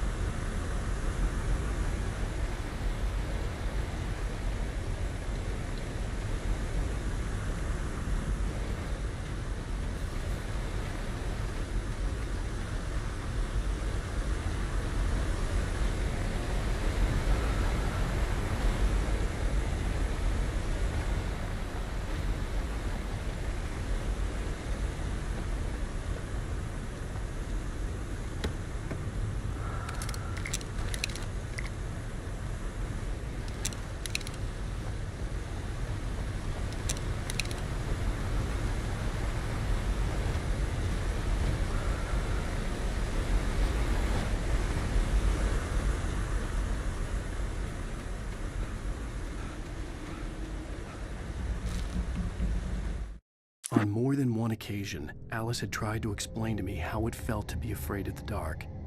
To her, darkness wasn't simply the absence of light, but something more tangible than that. It was something you could touch and feel. Worse than that, it was something with a mind of its own, something malicious and malign. For her, things changed when they were wrapped in darkness. They turned into something else, something foreign, and nothing was safe or innocent anymore.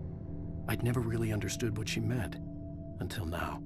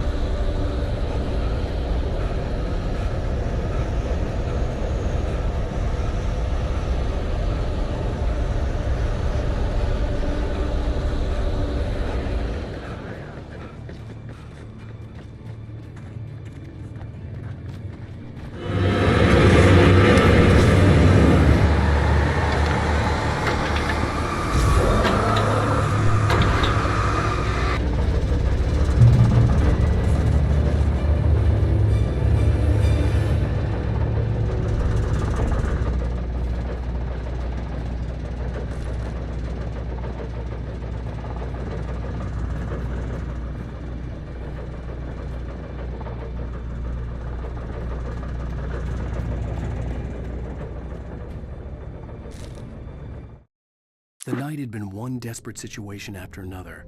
I was exhausted, and my body felt as though it had been chewed up and spat out. The flashlight was heavy in my hand, and each pull of the trigger sent a painful shock up my arm. But I was finally out of the woods, and things were looking up.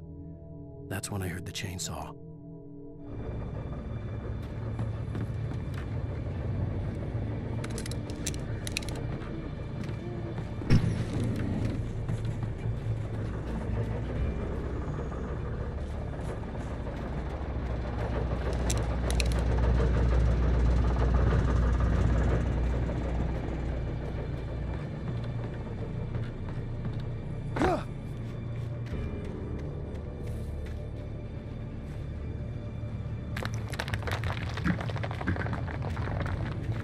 I had heard the plane fall.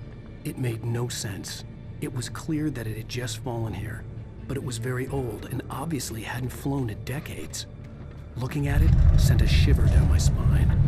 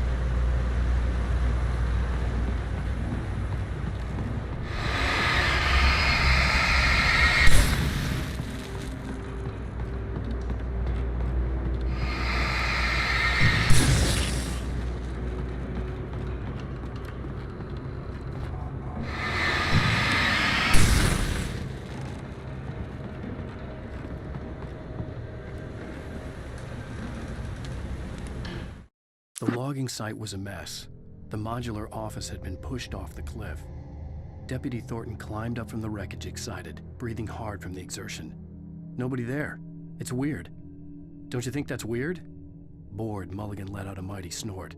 Hell, it's always weird, Thornton. Just a question of sorting out what kind of weird it is this time around.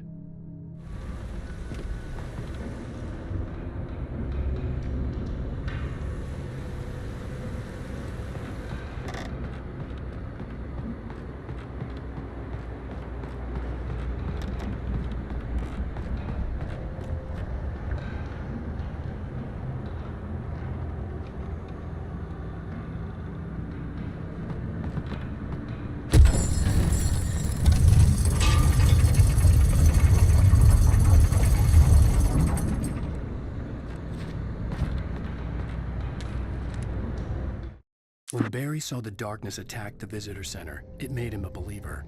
The men Al said he'd shot, they hadn't been just locals on crank. Somehow the world had changed, like the channel had been switched without warning. You think you're watching a sitcom, and you're really watching a horror show. When the birds started attacking the cabin, Barry wasn't surprised, just terrified.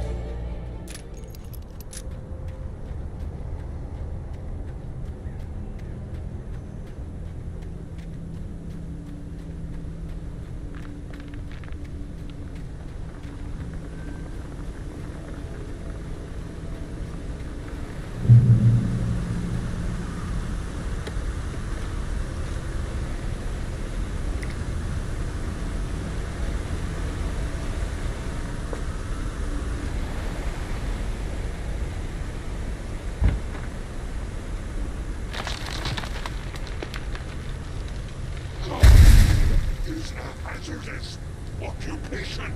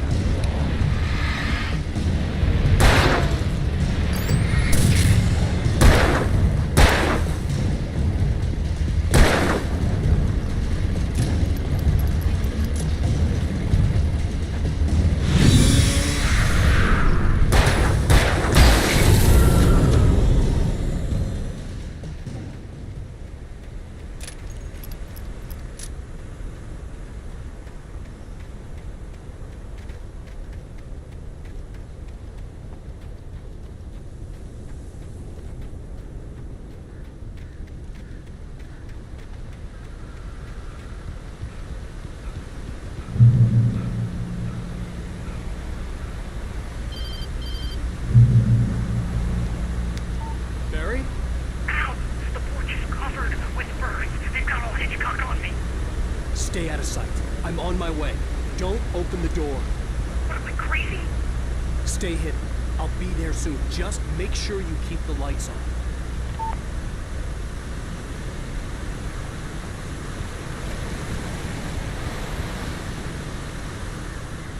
I still had to reach Barry at the cabin, but at least I was out of the woods.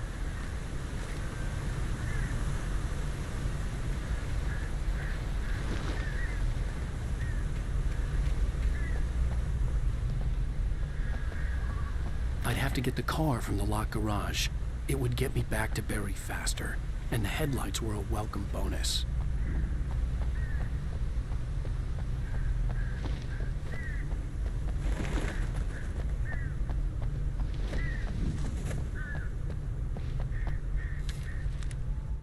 The FBI agent's command froze me in place. I considered surrender. It was all falling apart anyway. I could give in, let someone else deal with it. But it felt all wrong. Call it instinct, his posture, the way he held the gun. He was no friend. Shots ringing in my ears, I leaped for the hole in the fence and stumbled into the darkness beyond.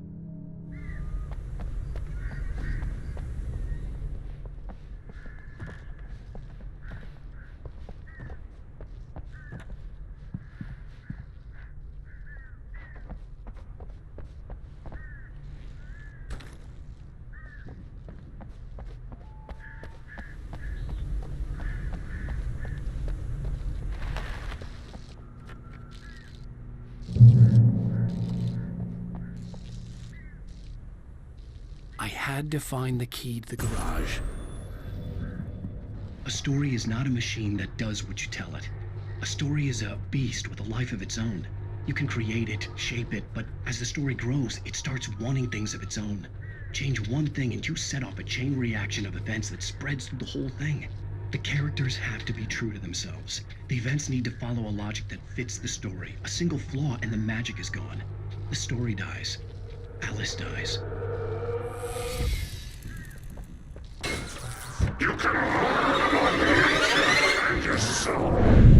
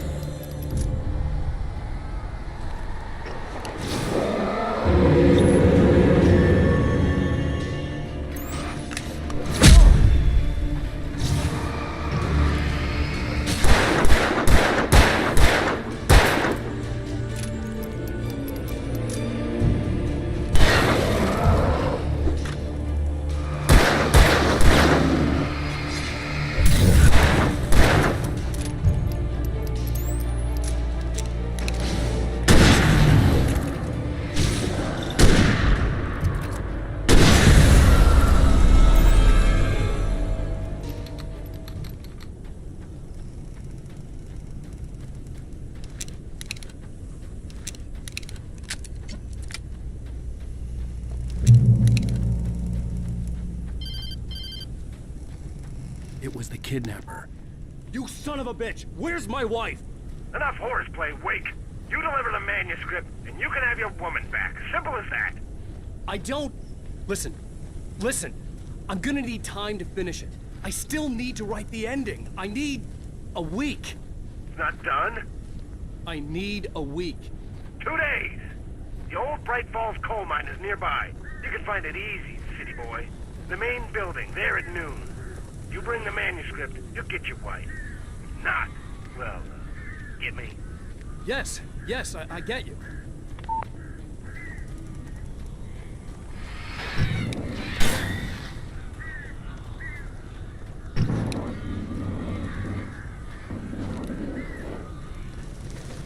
Barry had talked about birds over the phone.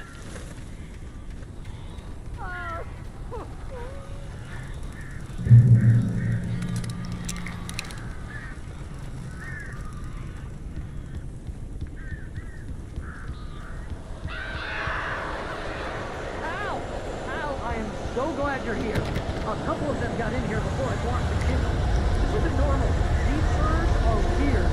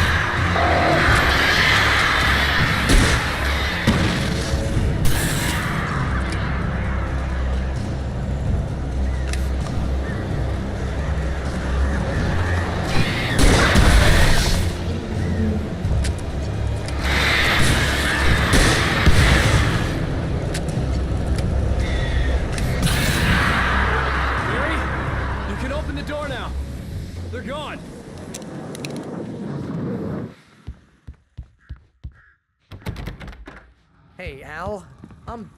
I'm sorry for thinking you were having a psychotic episode, man. I sent Barry to the town to ask around about a man fitting the kidnapper's description. He'd go through the archives of the local paper. Perhaps he could learn something. Anything about the island and the cabin that had disappeared. The man wanted a manuscript. I had to try to write him one to get Alice back.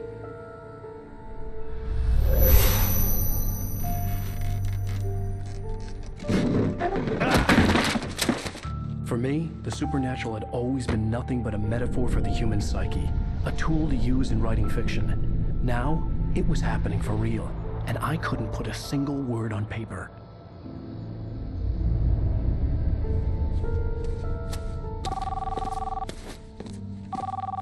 Barry Wheeler speaking. This is Rose. Rose? I found Mr. Wake's pages. Oh, you sweet, brilliant girl. Could you and Mr. Wake come get them? I live in the trailer park outside the town. We'll be there in less than an hour. I know. See you soon.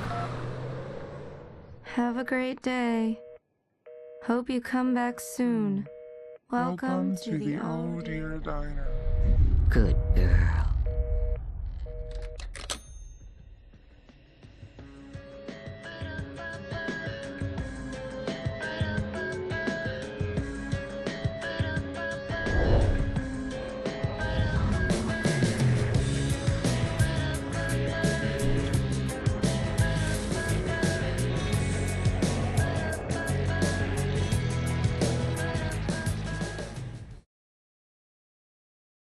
Previously on Alan Wake, Alice has been kidnapped. Alan, please help me. Alice? You'll do exactly what I say if you ever want to see your wife again. I can't tell anyone except my agent Barry. Damn it, Barry, they'll kill her. You're my best friend, and I'm worried that you're not right in the head. The ransom is a manuscript I supposedly wrote that's coming true before my eyes. It happened just the way it was on that page. So, dork. I have found only a few scattered pages. I want the entire manuscript. The deadline is in 2 days. I found Mr. Wake's pages.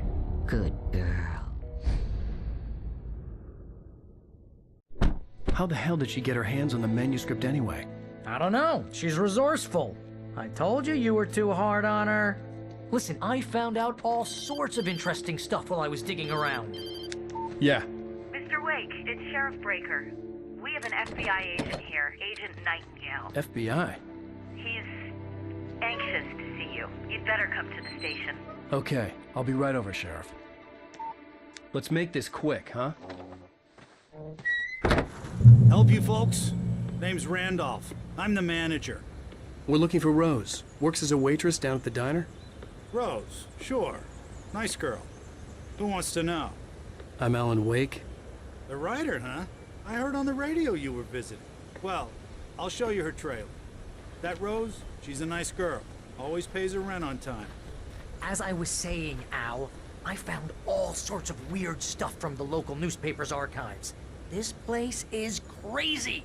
Disappearances, mysterious deaths, urban legends come true, and get this, most of this stuff takes place around Cauldron Lake. Well, you ain't wrong, mister. The Indians thought the lake was a doorway to the underworld. I'm the God-fearing type myself. I don't hold with that sort of thing. Yeah, okay. Anyway, there was an island there owned by a guy called Thomas Zane.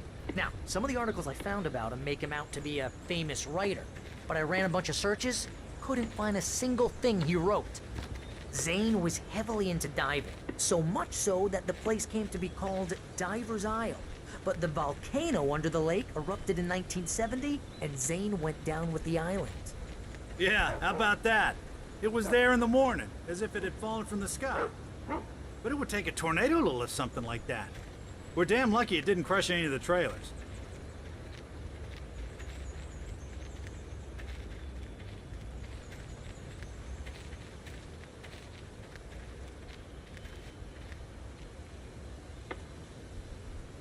It gets better. A local girl, Barbara Jagger, drowned in Cauldron Lake just a week earlier.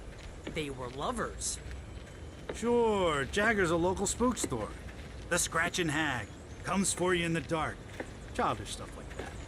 Anyway, Al, I'm just getting to the best part. All of the articles about this stuff were written by Cynthia Weaver. I asked around, and she's that crazy bag lady you met. What, the lamp lady? She can be a little loopy, but she's not homeless or anything. Yeah, anyway, she knew both Jagger and Zane before they both died, and she had some kind of a breakdown.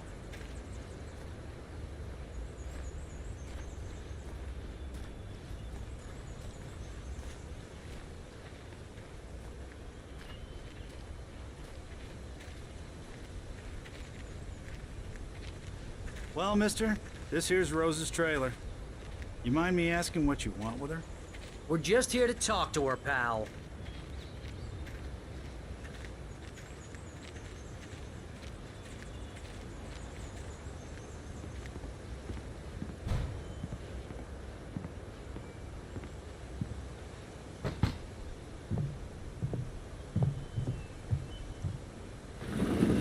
Welcome to...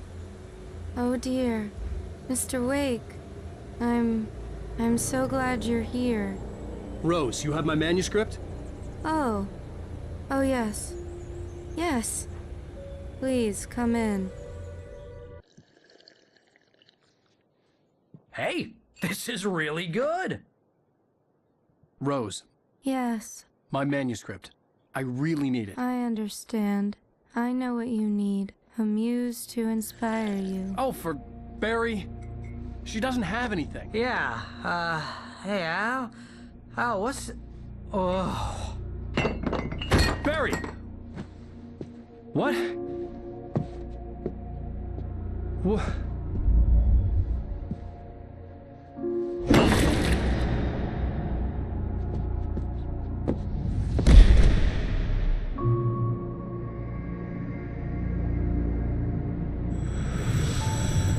It's coming for you, hiding in my barber's skin.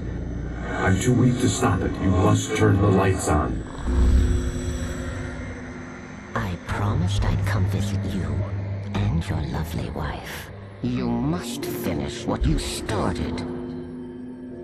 I insist. You must turn the lights on. Turn the light on. Back to work, boy.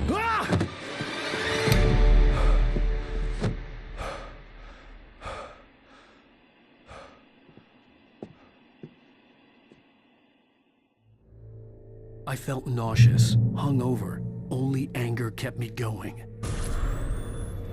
I can't tell reality from dream anymore, but it seems I have an imaginary editor to help me.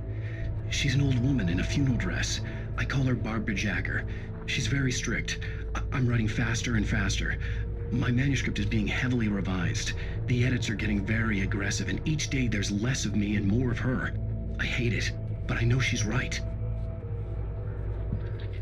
She promises me I can save Alice. Rose took a day from me. I had less than 12 hours left to meet the kidnapper. All I could do was get Barry into the car, work something out once I got on the road. The genre of the story seems to be shifting. Welcome to the Oh Dear Diner. What can I get you today?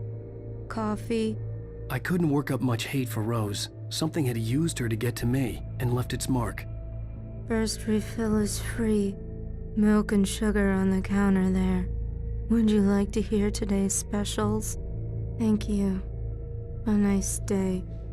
Come back soon. Barry was out of it. He was way too heavy to carry. You're right. I deserve more money. I'm so handsome. My gun and flashlight were gone. I'd have to find a way to get Barry into the car as quickly as possible. There was no time to waste. Mr. Randolph liked Rose. That little smile she had. How she was still sweet when life had tried so hard to make her bitter. It wasn't any of his business what she did in her trailer. But those strangers, the writer and his smart-ass sidekick, looked like trouble. And they'd been in there for hours, way past her normal bedtime. He reached for the phone and called the sheriff's station.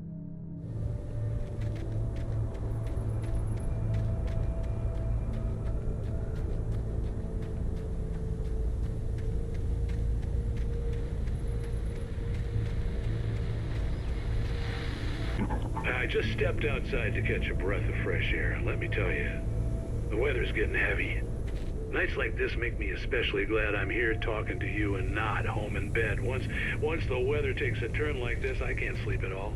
It's all tangled bed sheets and dark thoughts, punctuated by the occasional plunge into nightmare. Is it just me? Well, perhaps it is. But I hope I can make the night a little bit easier to get through. Caller, you're on KVN.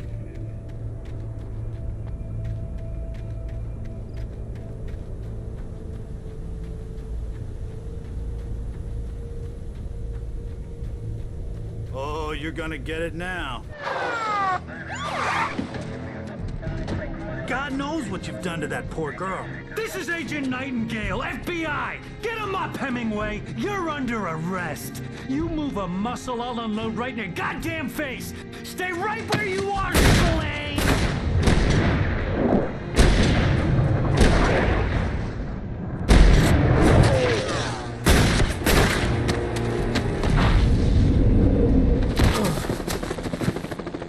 What are? I'm standing right here, you goddamn maniac!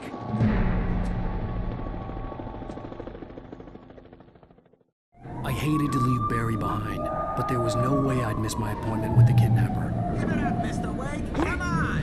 Make it easy on him! Get after it! Don't let him get away! Move it! Move it! Move it! Let him get away!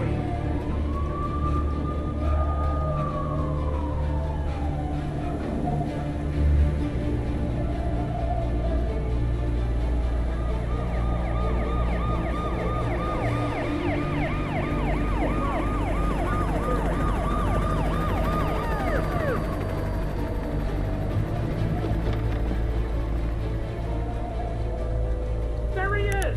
We have the suspect in sight! He's gonna try to make it through here. Damn. Fan out! Don't move! I'm out of the way! God, I'm off! God damn it, where did he go?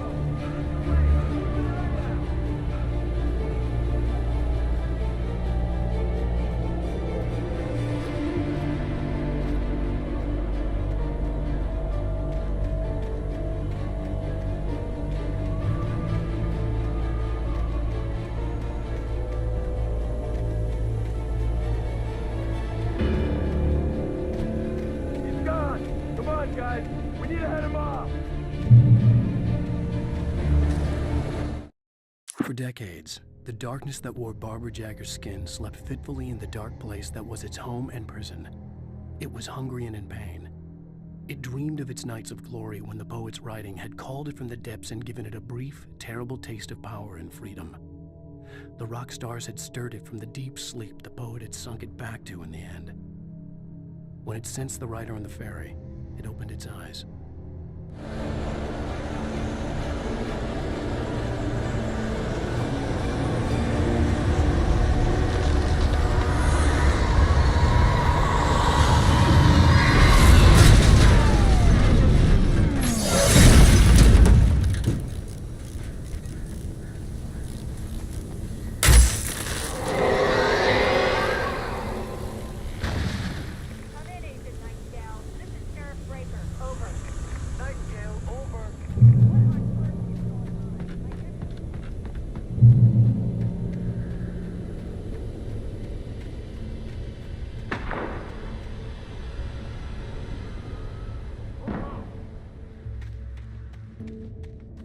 Search the area!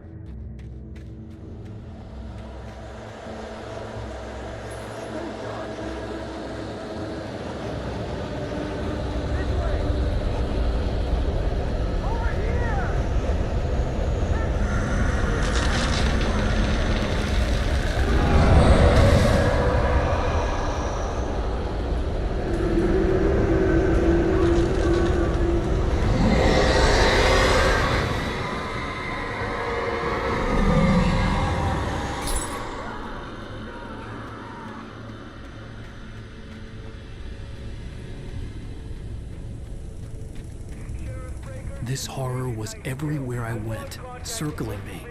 The cops didn't stand a chance. They were after a writer, not a monster.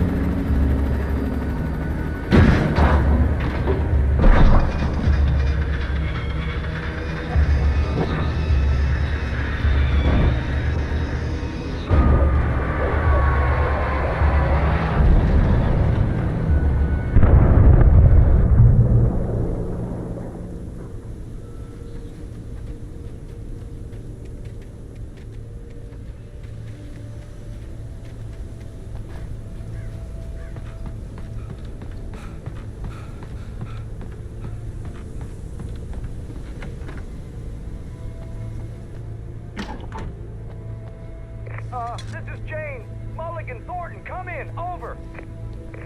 Thornton here. Jane, we got both Wheeler and Rose in custody. They didn't put up a fight or anything. But it was... Hey, come on. Sit down and give me that. Jane, Mulligan here. Over.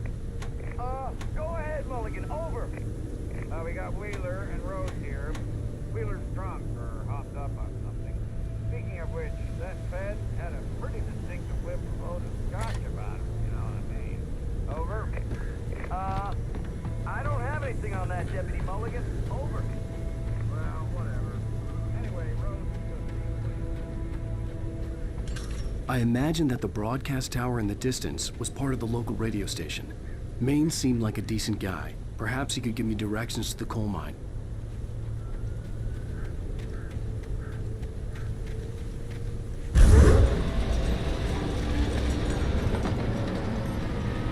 Unnatural shadows clung to the gate. The darkness that was after me was trying to stop me. I wouldn't get through without light.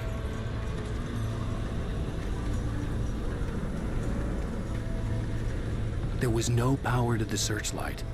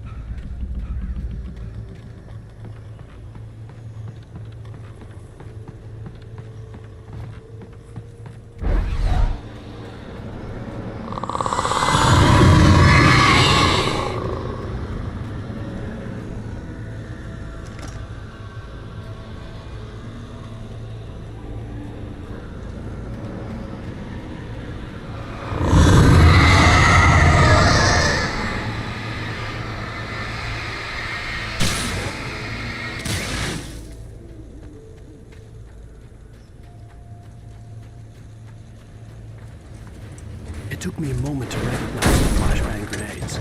They were an ideal weapon for my situation.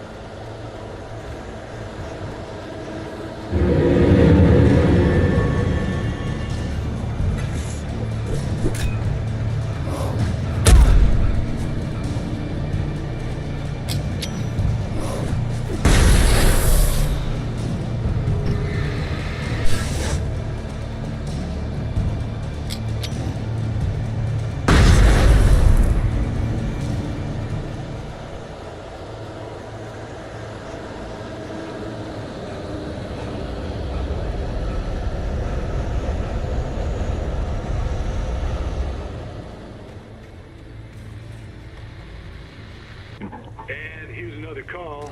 You're on KBFFM with Pat Maine. It's Milt Peabody, Pat. What's on your mind, Milt?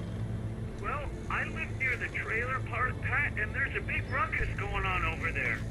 Well, that's just up the road from me, too. What's going on, do you know?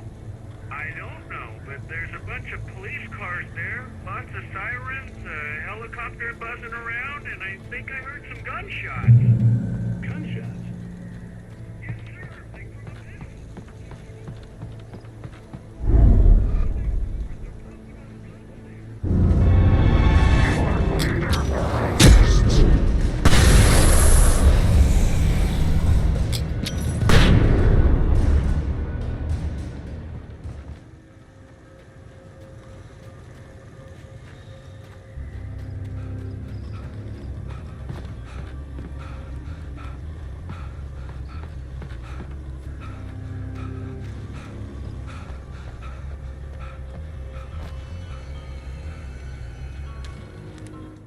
Touched by the dark presence, Rose was lost in a dreamland where everything was drawn in black and gray crayons. The old lady had promised her that all her wishes would come true. She would be Alan Wake's muse. She was smiling so hard it hurt her face. She crushed a bottle full of sleeping pills into the coffee. Deep down inside, She was screaming in terror.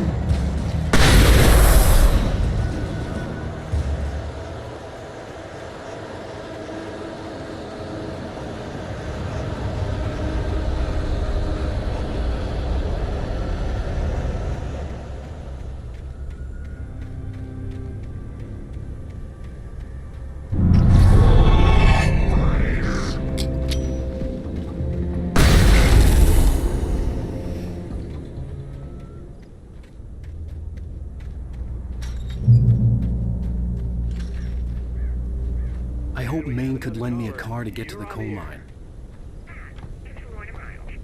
Why, hello, Lorna. What do you have for us?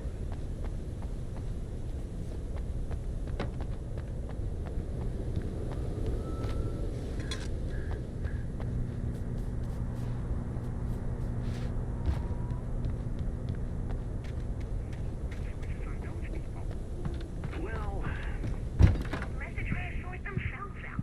I'm sorry, but my granddaddy settled in Bright Falls in 1911. well, thank you very much for that compassionate viewpoint, Lorna. Oh, here's a little surprise. The famous writer Alan Wake just walked in. Folks, I'm going to see if I can talk him into an interview. Come on in, Mr. Wake.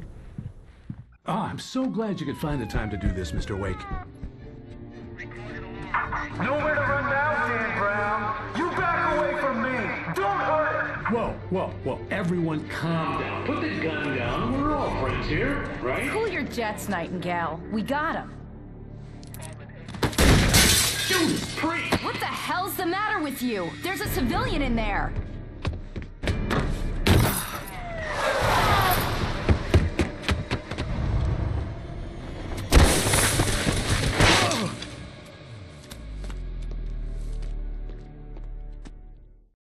I'll get you yet, even if it kills me. You hear me? You hear me, H.P. Lovecraft? I had fallen off so many cliffs it was ridiculous. That's what you get for naming a book The Sudden Stop. It was probably good I hadn't had the chance to tell Maine where I was going. I'd have to lose the cops and find my own way to the mine.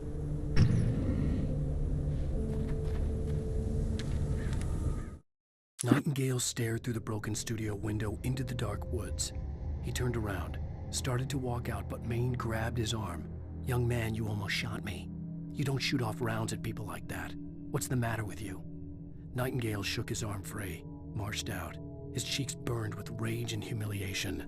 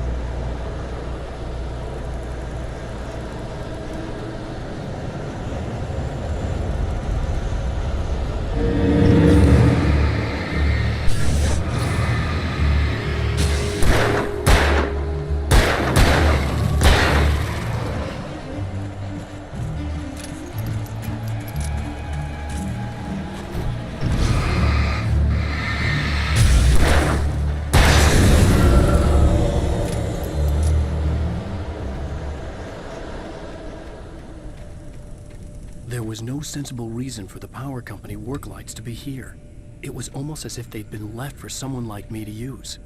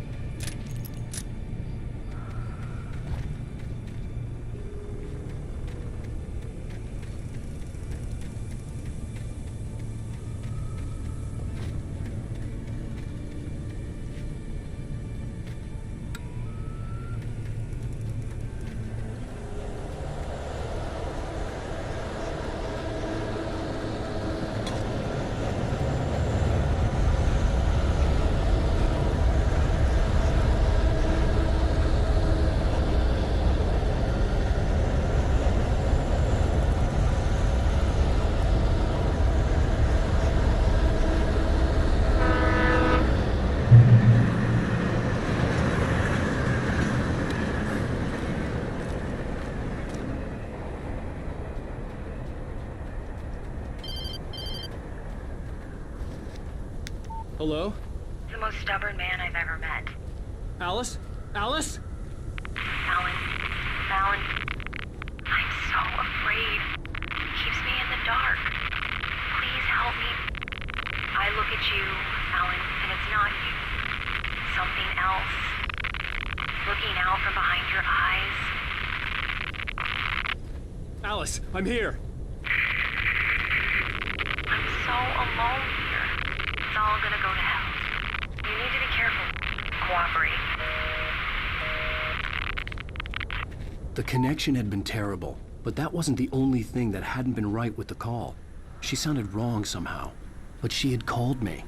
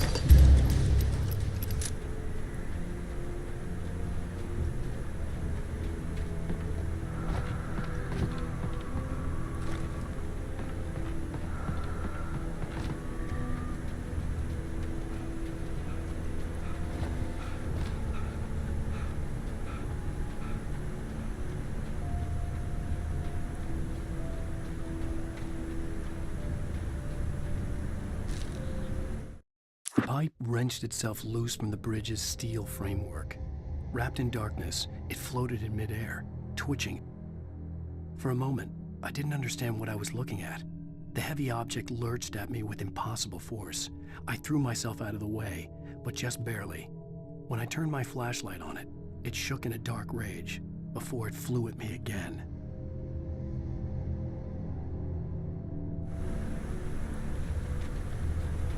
I could see a railway bridge up ahead and a warehouse of some sort on the opposite shore. I hoped I could find a car from there.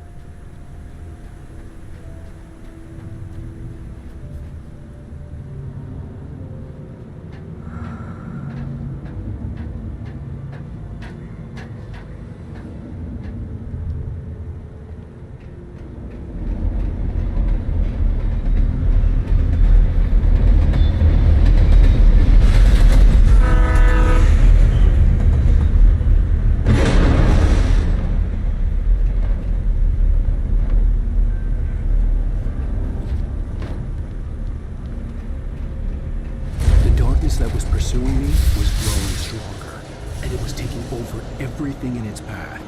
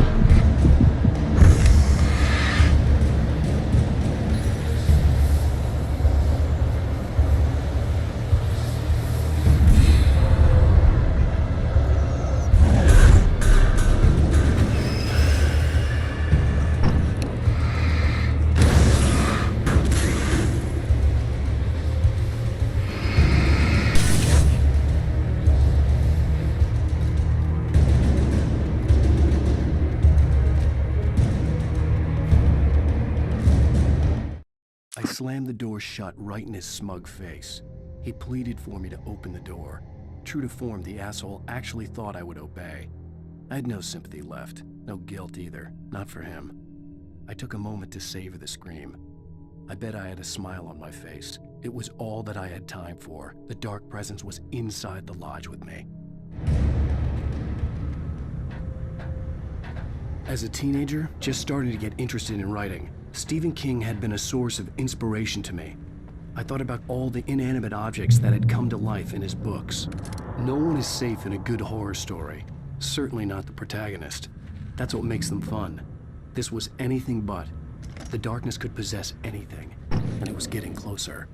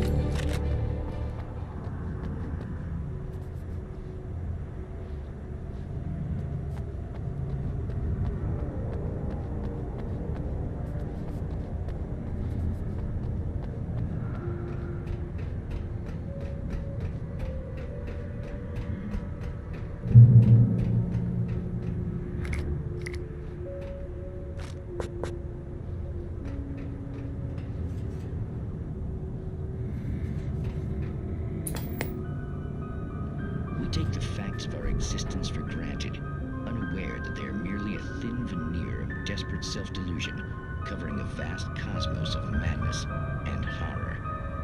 All too often, the stars are right. In Night Springs. Tonight's episode, A Family Occasion. Journalist Alvin Derleth's trip to study the local customs of an insular community in Night Springs has been less than successful. Until tonight. Well, I'm glad you changed your minds about this. Ancient customs, local mythology. My editor loves this kind of stuff. Well, Mr. Derleth, we don't want to feel like we're on exhibition. But you have demonstrated the seriousness of your intent. Oh, I am serious. Really, just do your thing. I'll stay out of your way and observe. Actually, I thought you could assist us. I'm afraid we are a man short. It would provide you with an intimate perspective. Could I really? Of course, Mr. Derleth. Well, I guess that's the least what would I have to do? Oh, here. Let me show you with a kiss.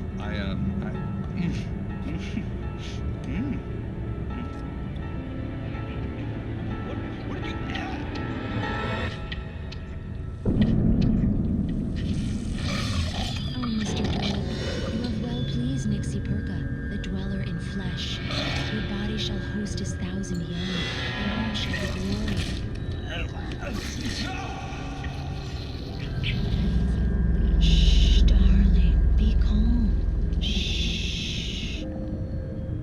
Alvin Derleth learned a harsh lesson. If you go looking for mythology, it may come looking for you. And such quests always bear fruit. In Night Springs.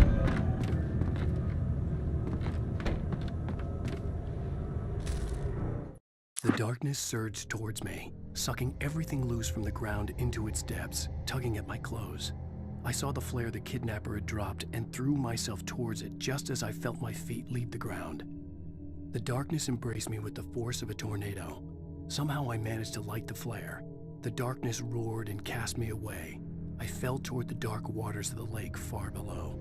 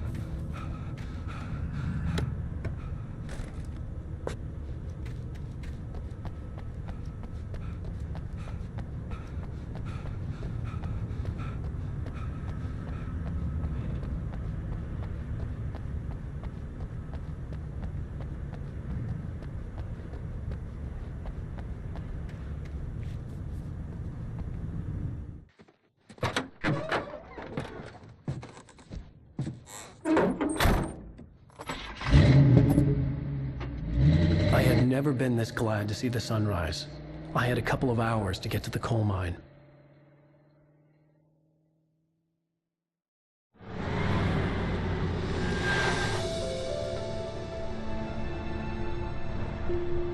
The coal mine wasn't far now.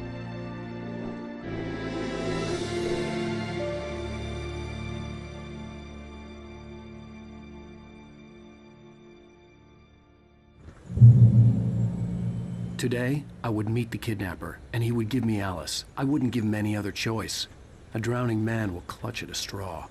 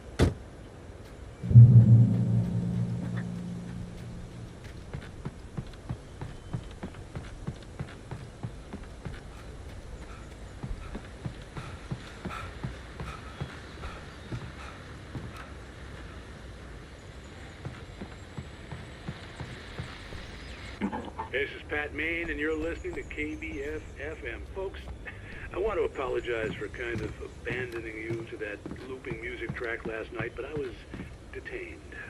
You see, I encountered a big-shot G-man with an itchy trigger finger who could use a lesson in manners and a boot in the ass. Not necessarily in that order either.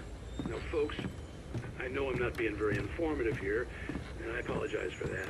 I really should just keep quiet, but I'm just so peeved right now, because some people just shouldn't be carrying badges. I'm just glad that our Sheriff Breaker was there to straighten things out. And if someone I met last night is listening, let me just say, I'm sorry if my mouth got you in trouble. I'm pretty sure you're not the bad guy here. Godspeed, son. I hope you know what you're doing. Now, on a lighter note,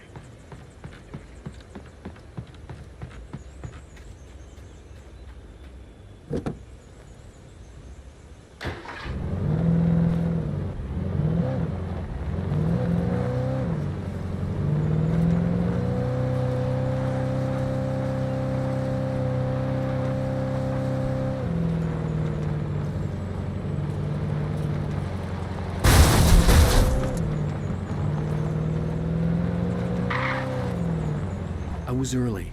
I was supposed to meet the kidnapper at noon in the main building. The coal mine was quiet. It was a museum now.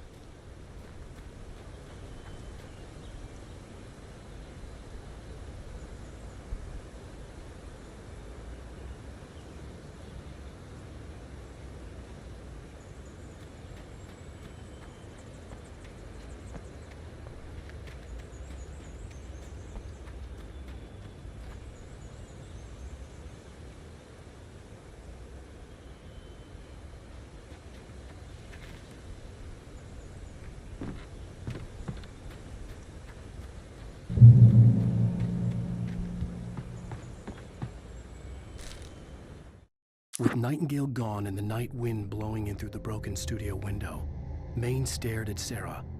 The sheriff looked away. Maine's voice shook with barely controlled anger. That boy's doing more drinking than thinking. I hope you know what you're doing, Sarah. He's got a sickness in his eyes. You take my word for it. He wants Wake for a reason, and it's not for anything good.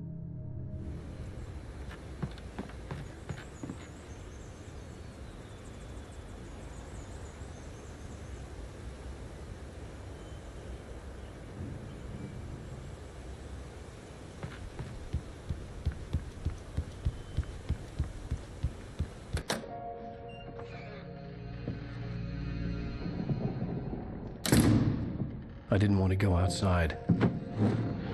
Cops had to be looking for me. The noon sun turned the place into a sauna. The day dragged on. Different scenarios ran through my mind. Ways of how I'd torture the kidnapper to get Alice back. Or the different horrible things he could have done to her. I imagined her dead. I had no way of knowing she was still alive. It was killing me. I was running on blind hope. It was all a waste of time. The bastard never showed up.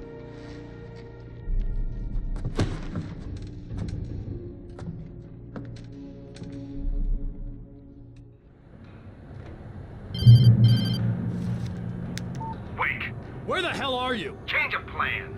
You know where Mirror Peak is? It's a big mountain north of where you are. You follow the path from the mine, you can't miss it. There's a lookout point there. I'll be waiting. I'm through being jerked around by you. You want to see your wife alive? Because if you do, you better watch what you say to me. Do we understand each other? I want to talk to Alice. Yeah, and I want the manuscript. Don't keep me waiting, Wake. Hello? Hello! Ah! I'm gonna kill him! I had to get to Mirror Peak.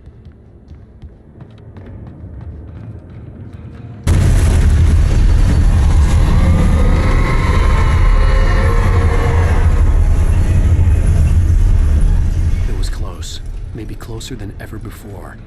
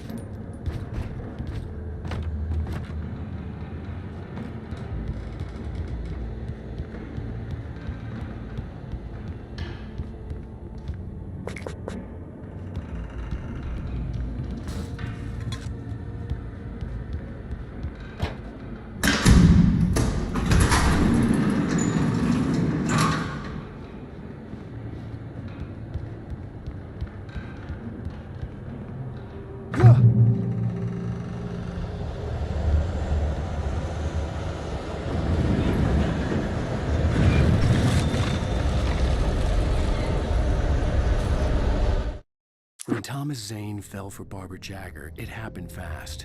She was young, vibrant, and beautiful, full of life. He had never been a very happy man, and without any seeming effort, she had changed all that. Zane felt good for the first time in his life. Everything she did was another piece of a jigsaw puzzle he hadn't even known he'd been missing. And best of all, she made the words flow, strong and sharp. She was his muse.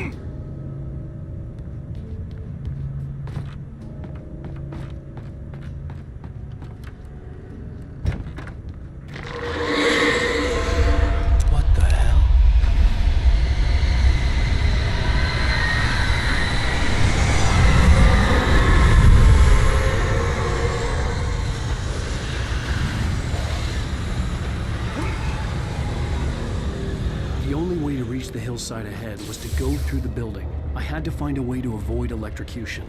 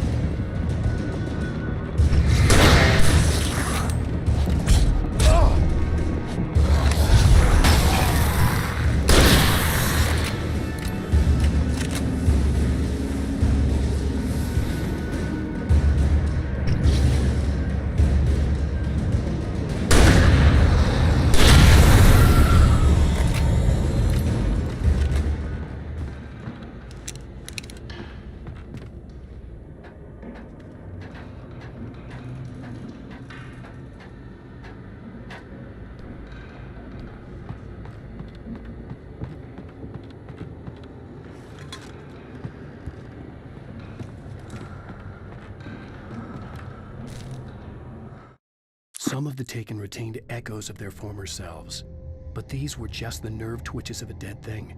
Nothing remained but a shell covered and filled with darkness. In most cases, these puppets were enough for the purposes of the Dark Presence. But for anything more elaborate, as with the writer, it was different. It needed his mind. And so rather than taking him over completely, it merely touched him.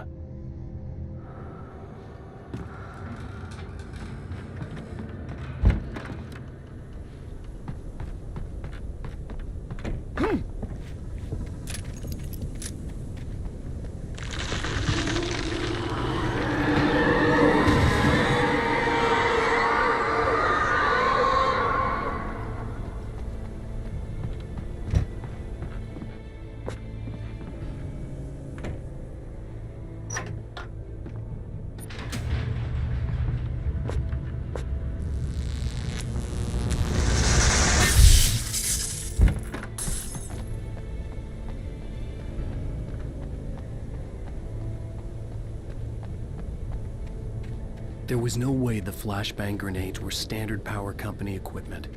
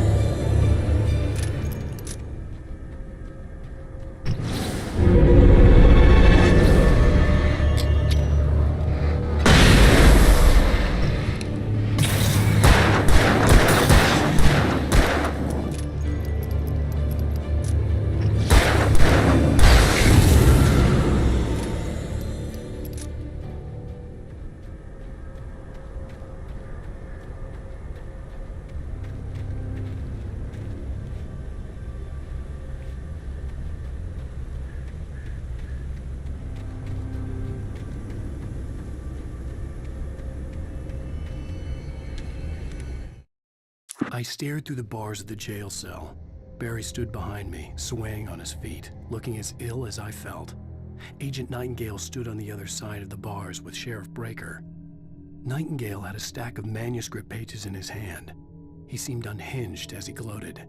"Well, I've got you now, Raymond Chandler. It's all here. All the evidence, including conspiracy to murder a federal agent."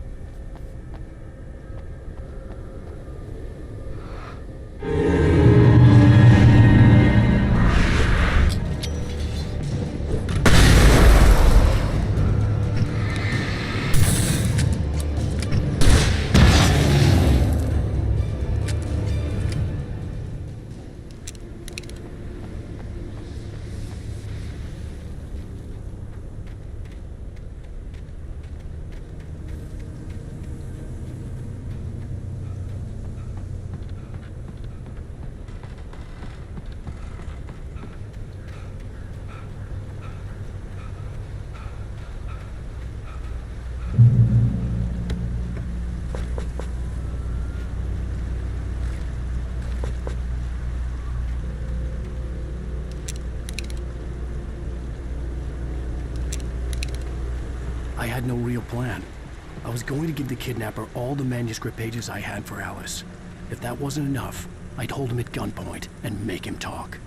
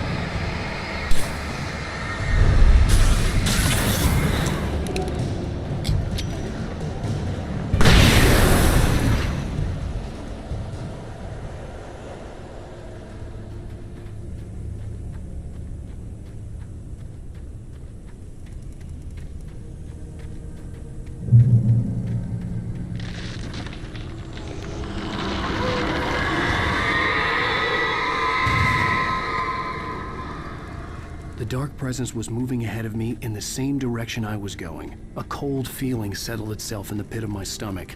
Was it going for Alice?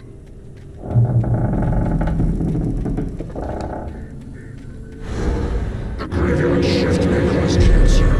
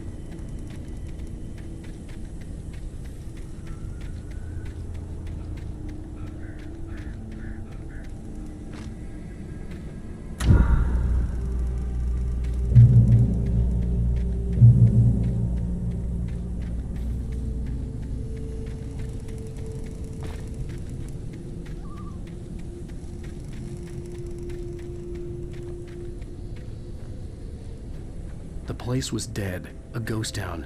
Had been for decades, maybe a century.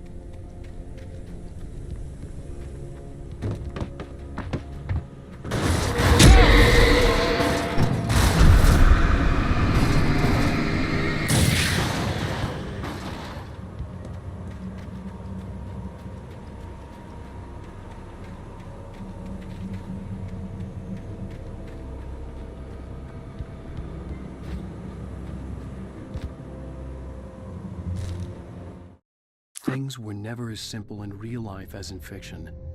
I had lost count of the times I had wished there'd be a clear reason for my writer's block. Something to fight, something to lash out on. There wasn't. I was filled with doubt. I was nothing like the hero in my books. Alex Casey had gone through his life with single-minded determination, never wavering from his goal. Even now, I was angry at myself, angry at Alice, angry at Barry. I was fumbling and I had no plan.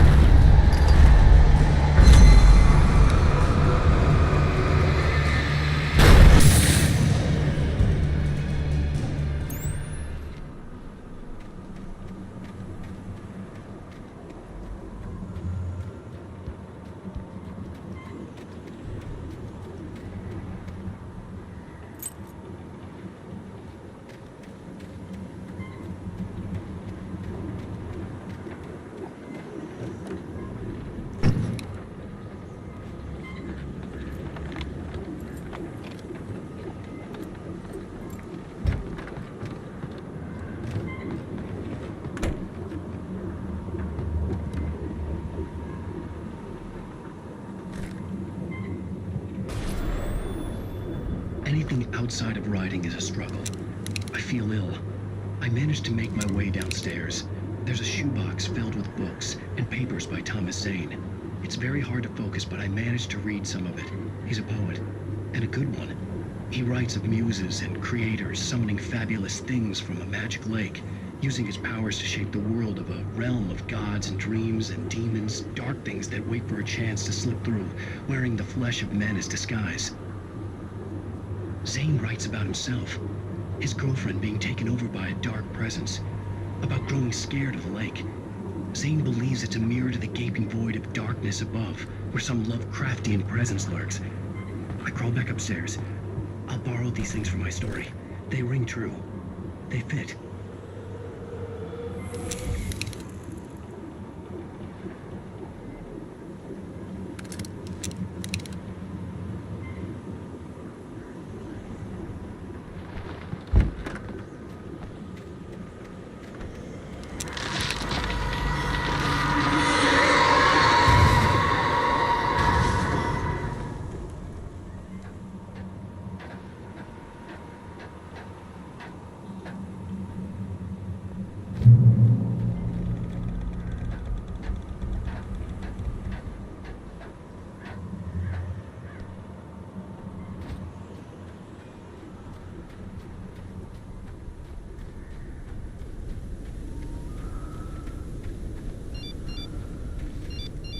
The kidnapper had sent me a text. The message was full of spelling errors and insults. It was telling me to hurry up.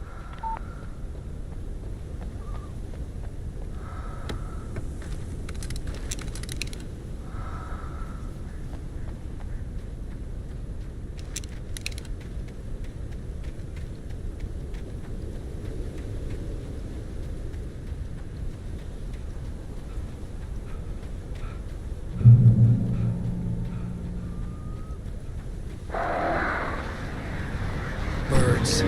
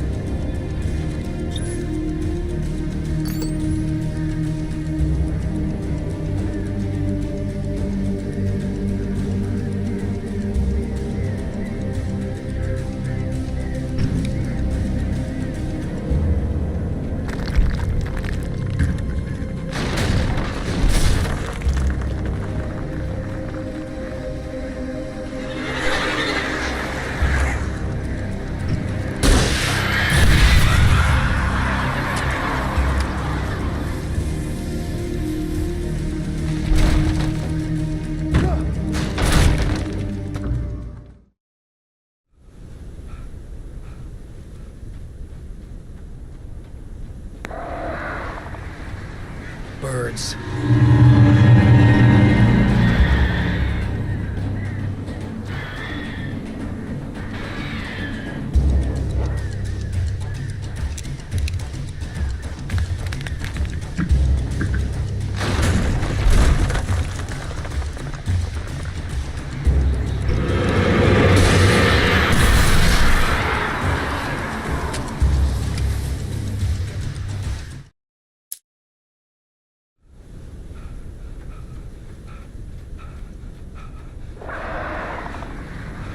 Birds.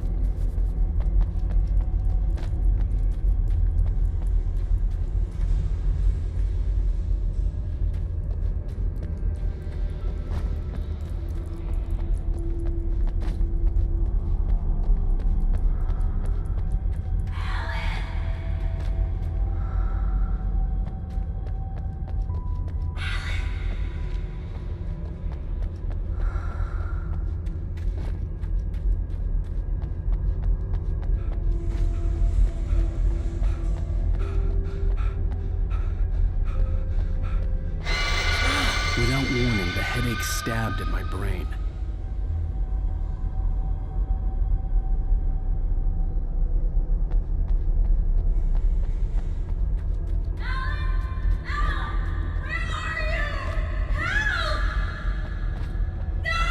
Alice?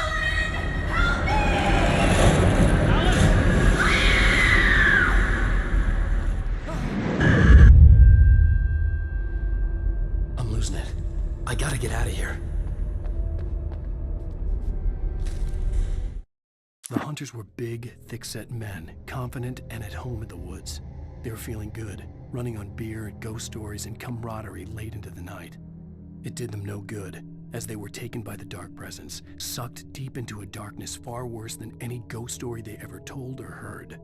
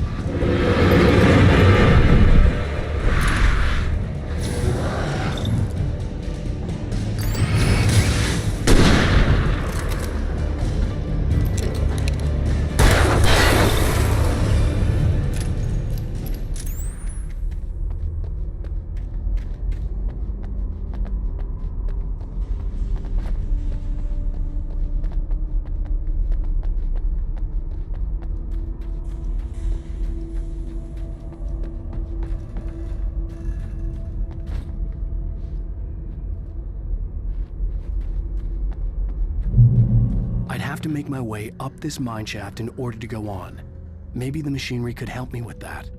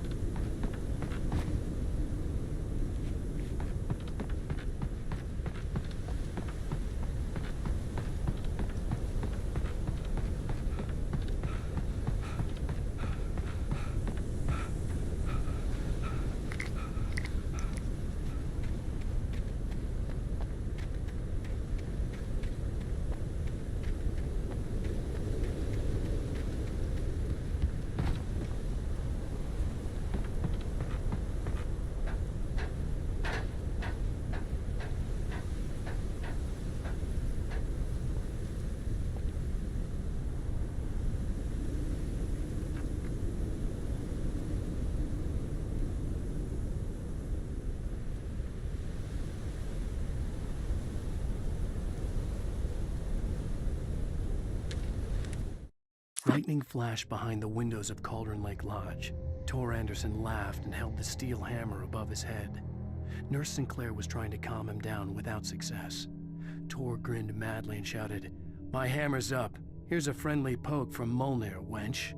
He brought the hammer down with all his might on Sinclair's head. "We're on a comeback tour, baby."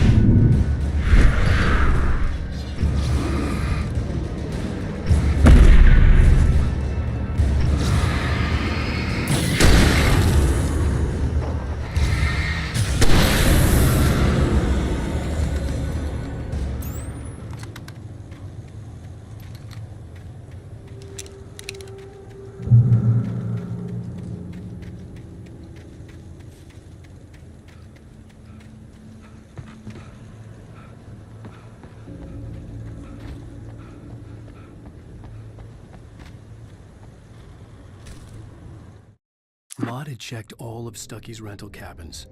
There had been no sign of the Wakes. It was dark when he'd found their car parked at the end of the road by Cauldron Lake. It made no sense. They must have taken a wrong turn, but there was no sign of them, and the car had been there for hours already. Frustrated, Mott stood on the rotten ruin of the footbridge that had once led to Diver's Isle before it sank beneath the waves years ago. The boss wouldn't be happy.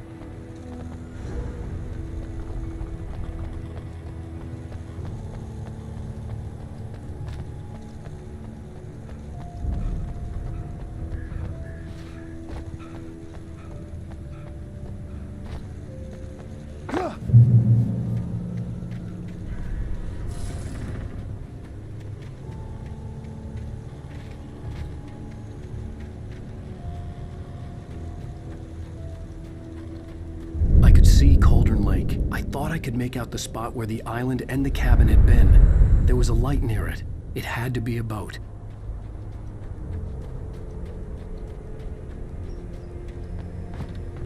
I was close now. I had to get there fast. I dreaded what I would find. I tried to hold on to Alice, but her form melted away. I was losing control. Dr. Hartman stood in her place. I wanted to hit him, but my arms were jelly. He smiled. It was a reassuring smile, and I hated him for it. I had to give you a sedative. Don't fight it. You went through another rough period. Right now, it's very important that you stay calm. We don't want you to have another episode. You're a patient at my clinic.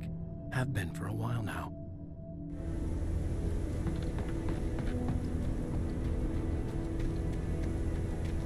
Wait! Are you? Wait! Hey, I'm here! I'm coming! No! Get away! I'm sorry. Please, late. The boss didn't know who he was messing with. I didn't know. I swear I didn't know. We don't have his wife. We don't know where she is. She's probably drowned.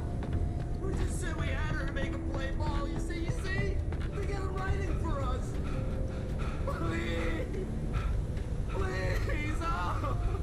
I'm sorry. Please don't hurt me. Ah!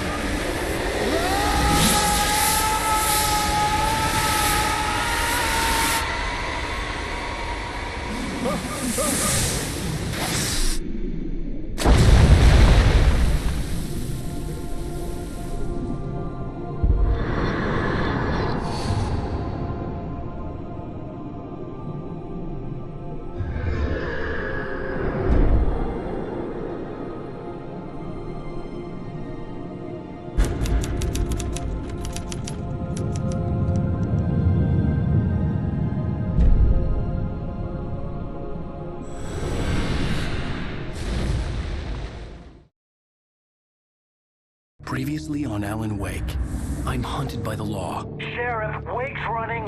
I'm giving chase. Are you seriously telling me that writer just took out my deputies? A thriller I supposedly wrote is coming true.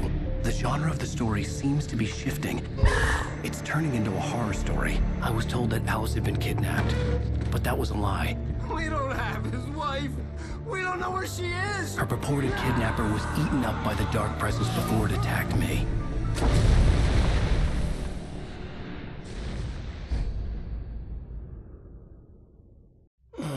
Alan, shh, baby. It was just a nightmare. Alice. There you go, Alan. Hartman, I fell. I had to give you a sedative. Don't fight it. You went through another rough period. What? Right now, it's very important that you stay calm. We don't want you to have another episode. You're a patient at my clinic. Have been for a while now. The shock of your wife's death triggered a mental illness. No, you're lying. You're suffering from various symptoms of undifferentiated schizophrenia. Bastard. It's okay, Alan. Just let go.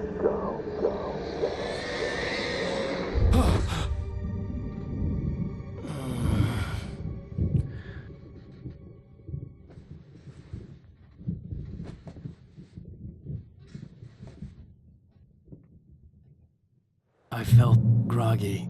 Whatever Hartman had bumped in me was making me numb. I felt like this was happening to someone else. Someone I was watching on television. I couldn't think. Couldn't focus. There were only empty sheets of paper here. No manuscript pages.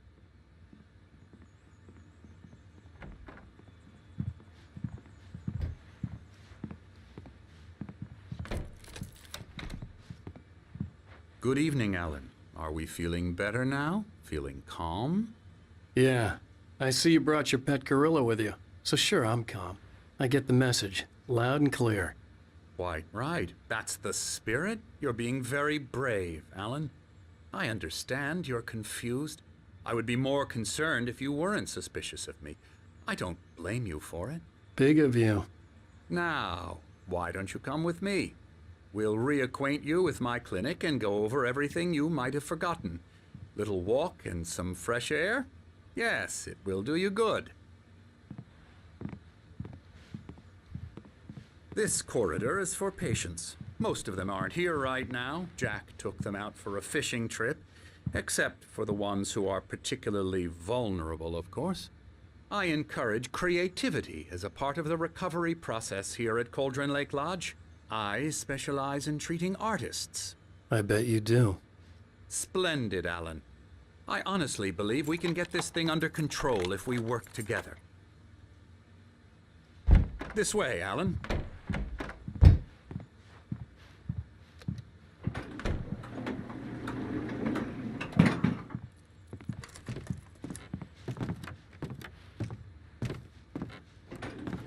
Now, Alan, from past experience with you, I know I need to get right into the heart of the matter as quickly as I can after an episode. So I'm just going to say this. Alice is dead. No. You're in a very vulnerable state until you understand and accept this. Alice drowned, and you couldn't face that. You're suffering from hallucinations, paranoid delusions, unusual thinking, an obsession about light and darkness, a feeling that everything revolves around you, your thoughts and dreams. Your mind has constructed an elaborate fantasy scenario in which your writings are affecting reality. She has been kidnapped and supernatural forces of darkness are trying to stop you. We go this way, Alan. I wasn't ready for another shot, so I went along with it. He had to be lying. But under the influence of the drug he had given me, I had to fight not to believe his words. It's all in your head. You've been making it up. Apart from the tragic accident with your wife, no one has been killed. Your delusions are just a manifestation of your subconscious mind trying to protect you from the too painful truth. Unless we fight the fantasy, it will return. I know the instinct is to resist me, but think about it. Doesn't this make far more sense than the insane supernatural conspiracy you have concocted in your mind? You're a skeptic by nature, Alan. We both know this. Everything can be explained logically.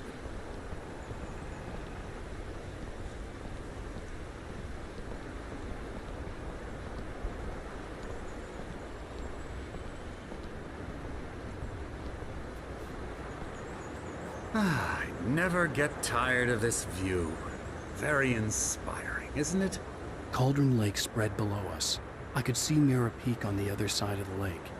I thought I could make out the spot where Diver's Isle had been when I arrived with Alice. Now there was nothing but waves. It seems there's a storm coming. Funny, I don't recall there being a mention of that in the weather forecast. Well, no matter. This way. Follow me. Alan, what I'm telling you is good news. Right now we're in control. Every time you have a relapse, it gets more and more difficult to resurface from the dark depths of your imagination. Not surprising, considering your profession. Imagination is what you work with. After all your nightmares, this should come as an immense relief to you. If it doesn't, why is that? Because I'm lying? Or because you don't want to admit that you're not well? It's very natural for you to think of me as your enemy. It's part of the illness. I let him talk. Hartman obviously loved his own voice. His words echoed madly inside my head. I dug my nails into the palms of my hands to stay focused. You need to work with me. Once you accept that, we can begin the journey towards your recovery. Come along. Let's go inside.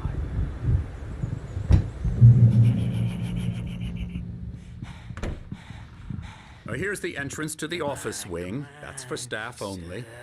You were impressed by my trophies when you first arrived here. I do love to hunt. The great outdoors, man versus nature. It's wonderful stuff. Pretty damn wonderful, yeah. Scary, scary, scary.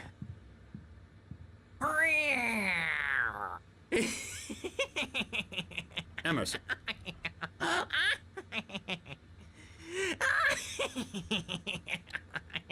I'm a real bad dream, mister. You should be afraid of me. Don't want to run into me in the night, that's for sure. Please, Emerson. Mr. Wake is confused enough as it is. Yeah, you'd like me to go away so you won't be scared. But you can't just decide what kind of dream you have or when you have it. Emerson. Okay. Sorry. Boo. That's Emerson. We're actually making some progress with him, I'm happy to say. He works on video games. It's trash, of course, but it does involve some small creative effort, which makes him receptive to my therapeutic methods. No kidding.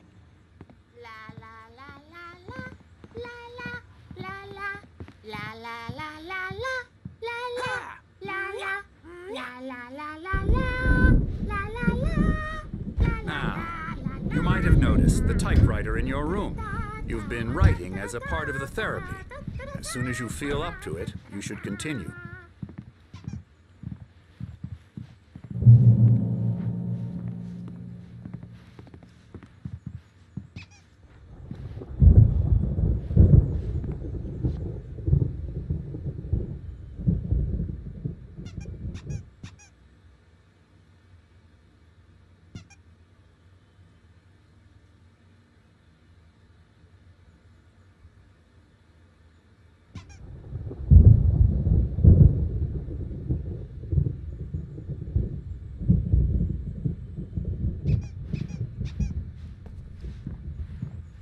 My rheumatism's killing me. There's a storm coming. Oh, what a storm. I hope it wipes this place off the face of the earth. And these two are the Anderson brothers, Odin and Thor. They had how should I put this? A heavy metal band in the 70s and 80s called Old Gods of Asgard. They even adopted new first names to complete the image of Viking gods. After the band broke up, they lived on a farm nearby. They are, well, in advanced stages of dementia. They're well cared for, TLC and all that. There's nothing more that can be done. I'm afraid that the rock and roll lifestyle has left its mark. Oh, that won't do. I'm so sorry to cut this short for now, Alan. The power has been acting up. I'd better go check on it. We'll continue this soon. Meanwhile, when you feel up to it, return to your room and try to write. It really is for the best. Don't you think? I'd like to bash his head in with a hammer. Oh, he'd love to fish out our secrets, but he has no clue. He's not crazy enough. Not crazy like us, Sonny. Yeah! Being crazy's a requirement, Sonny. Who else could understand the world when it's like this? It takes crazy to know crazy. That's the sanest thing I've heard in a while.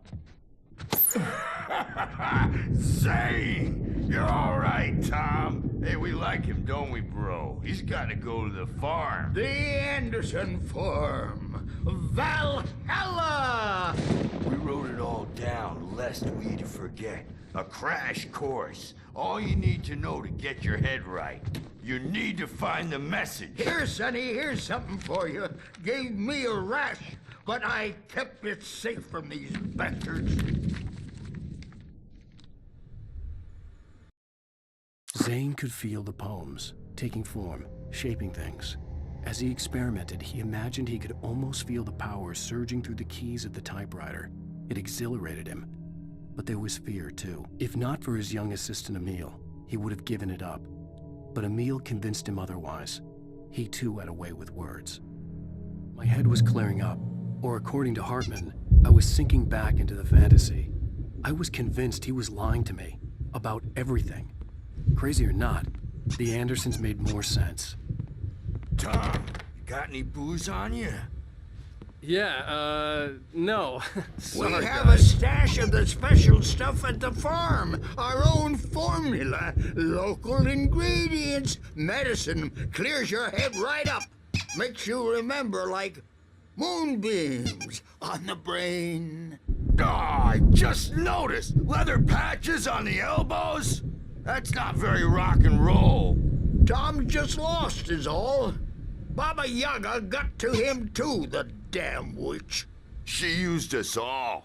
Taken from all of us. Took my thunder, the witch. And my ravens. What were they? Memory and thought, the hag. She took something from you too, didn't she? That's what she does. We're better off. This place, the lake, it gives you power. If you're a creator, an artist, a god. Nightmare shifted in their sleep in the darkness of the lake.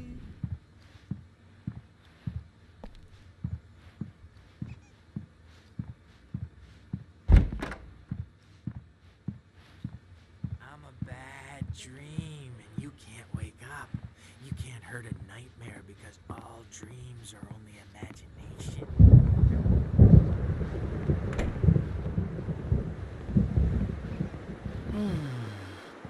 Oh, hello.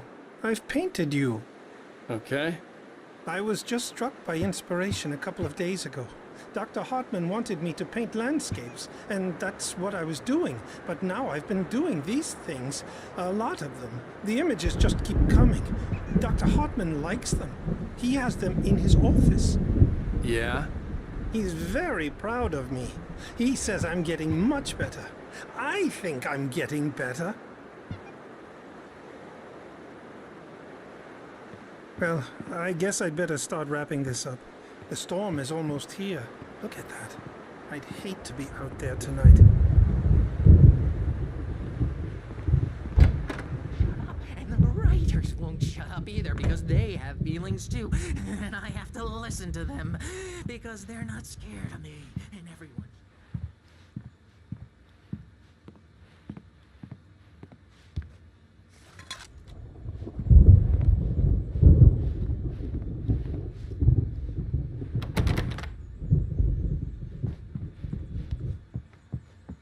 Hey, Wake, why don't you humor Dr. Hartman and give the writing a shot, huh? Typewriter's in your room. You can get to your room by those stairs, Wake.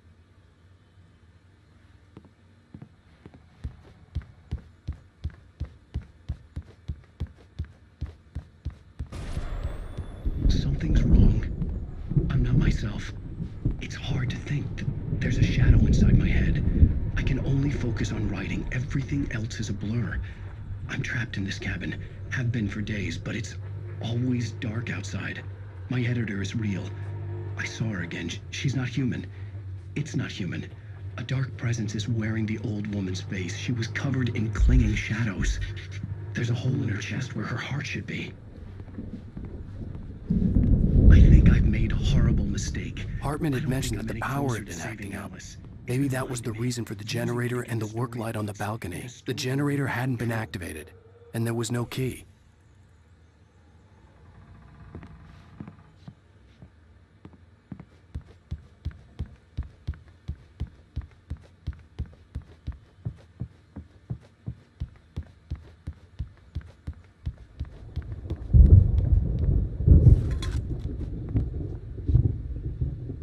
Hartman wanted me to write. I knew I couldn't, but I figured I should just play along for now. It was the only thing I could do with Nurse Birch watching me like a hawk.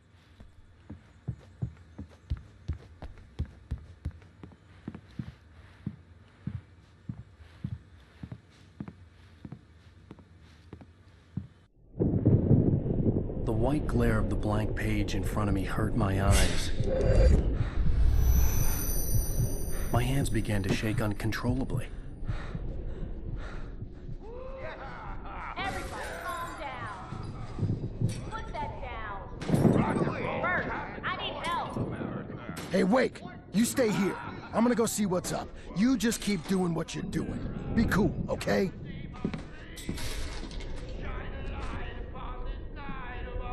I didn't know what the chaos was all about, but it could be my only chance of getting out of here. Where the hell did he get a damn hand? I don't Hammer's up. Here's a friendly poke from Mjolnir, wench. Oh, afraid of the crazy brothers, are ya? Not so weak now. Hartman kept talking, giving Barry the grand tour, clearly proud of the place. He went on and on about his hunting trophies, and Barry was impressed. But he was here on business. He raised his voice, cut through the monologue. Hey, Hartman, where's Al? Hartman stopped in mid-sentence, annoyed at the interruption. He nodded at the hulking orderly standing nearby. The man smiled and clapped a practiced hand on Barry's shoulder. Are we? Well, Things are unraveling fast, aren't they? Ha ha! Nah! Sinclair looked bad. That wasn't a love tap. The crazy old fart hit her hard. And if she was one of Hartman's goons, she had it coming. I could get the key to the office room from Sinclair. I had to get to Hartman's office. He had taken all my manuscript pages. That's where he'd been keeping them. Face the music, Perch! It's time to pay the piper! Maybe you could come out and beat our Rickler. The markings on the tape said they were recordings Hartman had made at the sessions with his patients. I saw Alice's name on one of them. For a moment, I couldn't breathe right. Now, Mrs. Wake, can you tell me about Alan's problems? He's more and more out of control all the time. The parties, he's so angry all the time. He's getting violent. Do you mean with you? No, not with me. No, never. Sometimes I almost wish Alan would take a swing at me, because at least that'd lead to a conversation he couldn't just march out of. But no. Alan doesn't really sleep. And the work, well, he's not writing at all. He sits there for hours and just gets more and more frustrated. And I can't talk to him. Yes. Tell me, Mrs. Wake, what would you say to him if he'd listen? I don't know. I want to say, I look at you, and it's not you. Just some stranger who resembles you. Looking out from behind your eyes. And I don't like that guy much. And now it's all gonna go to hell. But you don't ever say this. No. I've tried, but he's not listening. He's too deep in his own problems, always going on about something else. I'm so afraid I'm gonna lose him. And we're not even talking anymore. He doesn't let me in anymore. Hartman wasn't happy. Maud could see it in his eyes. He quickly lowered his own. He had made a mess of it, and he knew it. The shame of failure was hard to bear. He hadn't expected Wake to say he needed more time, and he blurted out 2 days, less than Wake had asked for to show him who was in charge. But that wasn't part of Hartman's plan. He just keeps me in the dark. I'm so alone here, even when he's home. Please help me, Doctor, because I'm at my wit's end. The photo on the wall caught my attention. In it, the clinic staff was standing outside the lodge. I knew the man next to Hartman. He was the kidnapper. Hartman had been playing me all along. Let me out of here! Hartman, do you hear me? I'm gonna sue your crazy quack ass to shreds! Barry? Ow! About time! Barry! Man, am I glad to see you. We need to get to Hartman's office. It's right next door. You okay? Yeah. I mean, no! The cops found me at Rose's trailer, but they didn't hassle me too much.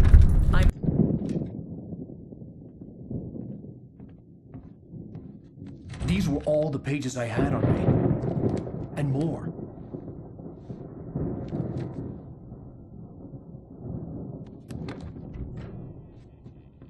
Alan, please. You're sliding back into the... Tell me one more lie and I'll shoot you in the face. Ah, well, it was worth a shot. Really, Wake, come on. Let's work together on this. You have no idea... Hartman, shut up! Barry, get out of here. I'll catch up with you. Get a car. Oh, Al, let's just... Go! Wake, listen to me. This is a mistake. Don't you see? Together we can create something absolutely wonderful. With your ability and mine.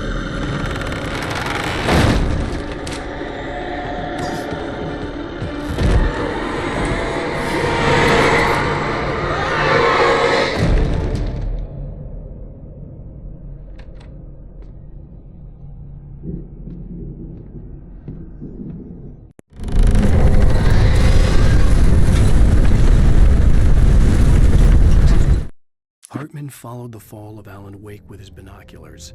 When the rider hit the water, he ordered Jack to take the boat to him. The spot was easy to see in the dark, even with all the extra lights in the boat. The flare floated and kept burning even in the water. Jack turned the radio louder as the engine sputtered. The music was rough and clanking, something the Anderson brothers would no doubt have enjoyed. But Hartman chose to ignore it. Wake was finally within his reach. I had to find a way out. Ah!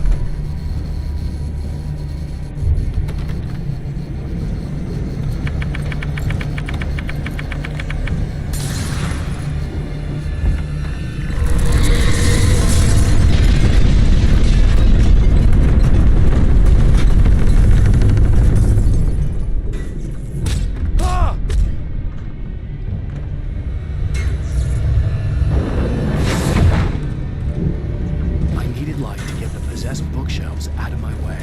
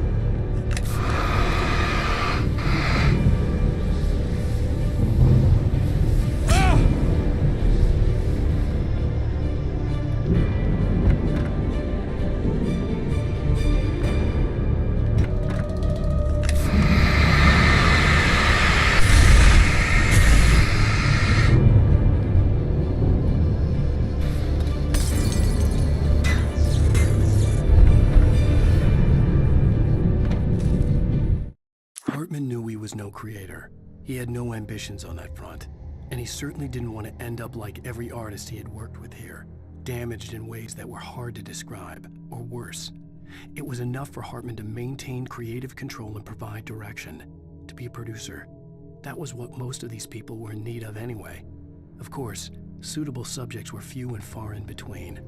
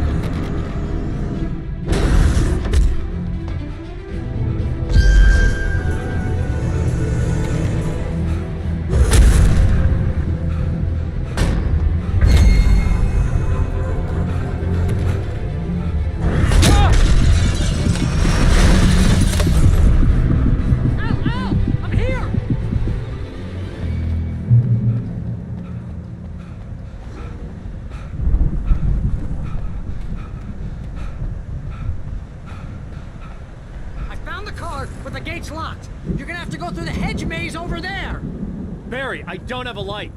Take this, Al! Oh, God! Look at the house, Al! Look out!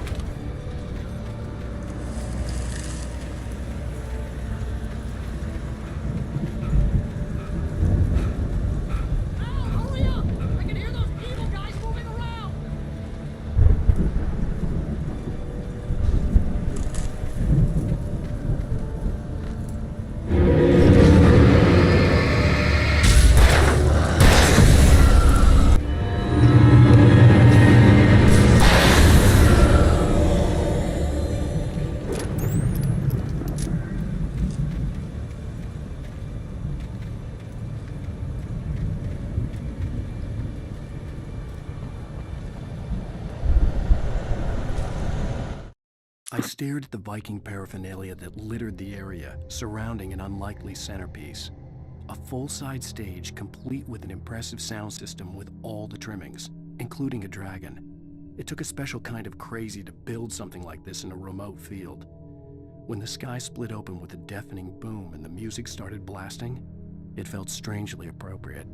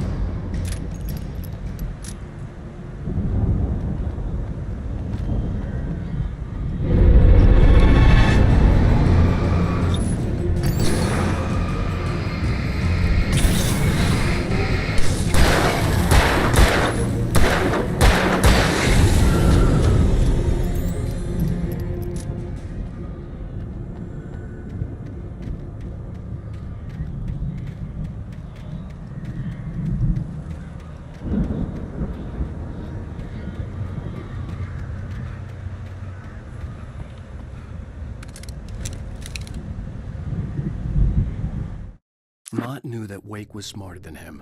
Wake had more money, a beautiful wife, everything. And Hartman said Wake was important. That made him better than Mott. But Mott was calling the shots now. He'd expected Wake to whimper and grovel, but instead, he seemed willing to fight. Mott knew he'd gotten under Wake's skin, if only Mott actually had his wife. The thought made him shiver.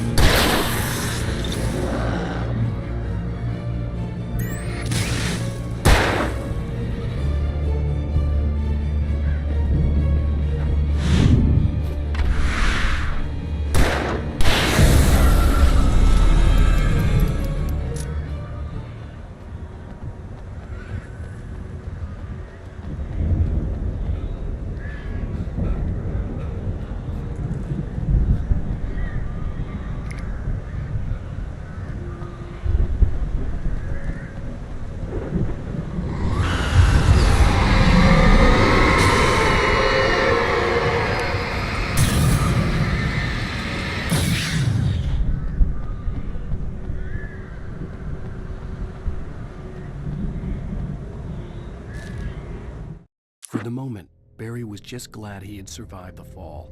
He had been separated from Al, and there was no easy way to climb back up. He told himself he'd be okay in the gloomy forest at night. He would just have to wait for a while for Al to find his way down. Barry turned when he heard the heavy footsteps and saw the movement. The man-shaped shadow lunged at him from the bushes, an axe held high. Barry screamed and threw up his hand. The world exploded.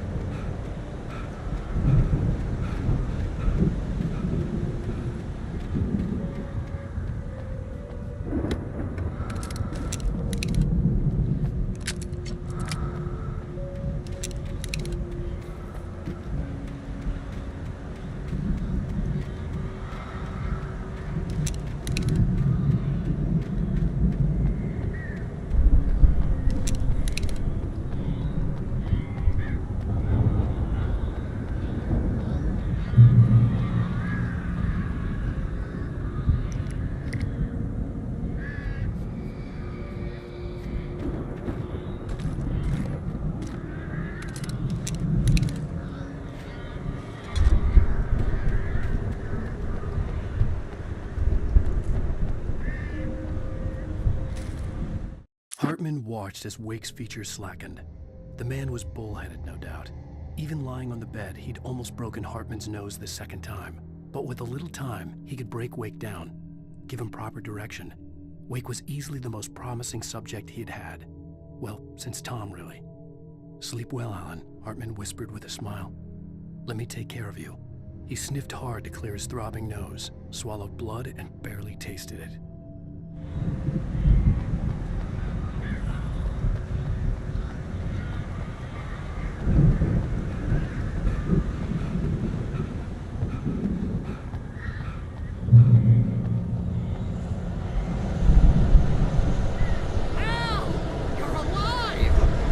Get out of here. Can you open this gate?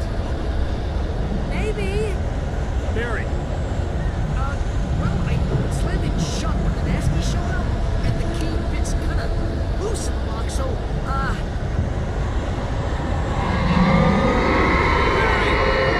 find it. Don't worry about it.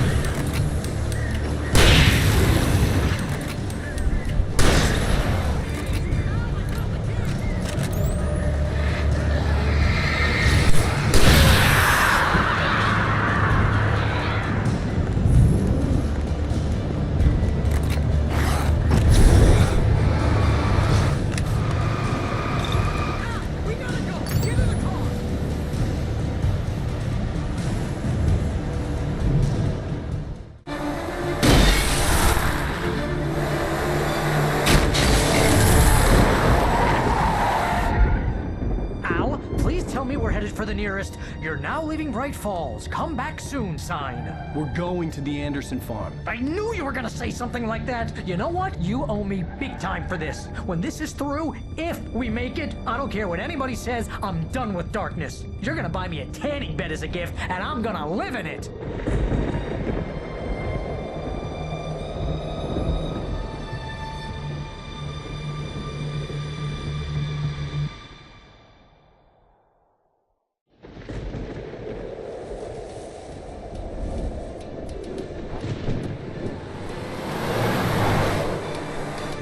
I'm crazy, but that's fine, Barry. Oh, you got that right, Al. You're barking mad. You are by far the craziest... But maybe that's inevitable when you deal with crazy stuff like this. It helps. This is happening, Barry. Alice, they never had Alice. She's trapped in the darkness at the bottom of the lake, but she's not dead. Al, how can you know that? I know, Barry. I can... Al, No, listen. I can bring her back. I can find her. There's something special about this place. The lake, it does something to the works of art created here. It makes them come true. But there's a catch. The dark presence, whatever that thing is, twists it to its own ends. That's why all of this is happening. It's using my manuscript to take over everything. Al, I believe you. It happened to Thomas Zane before, it happened to the Andersons. I believe you. Crazy or not, you're not delusional. Weird shit's going down. That's a fact. I'm on board, man. I'm with you. The Andersons knew about it, but they were too far gone to tell me with all the drugs they were on. But they wrote it down. There's a message somewhere at their farm, Barry. We just need to find it. Look out!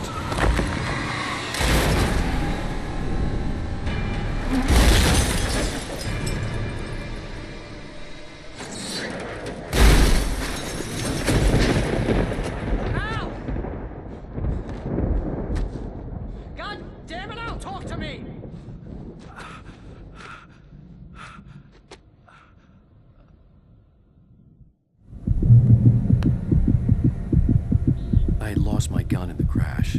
Barry was nowhere to be seen.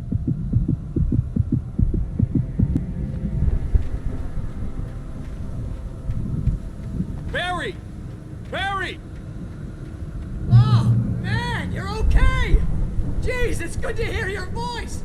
I was trying to get out of the car, but the ground gave way. Man, what a drop! And don't worry, your cutout is fine. Forget that! Are you okay? I hit some bushes, didn't get a scratch. There's no way you can climb down, though. It's like a sheer wall. Al, there's something moving down here! Barry, it's a taken! Use a flare, Barry! Yeah! Barry, are you alright? I'm good, Al! I'm great! Guess you never messed with anyone from New York City before, huh? You're gonna have to find your way around to the farm, Al! I'll be waiting! Barry, just wait for me, okay?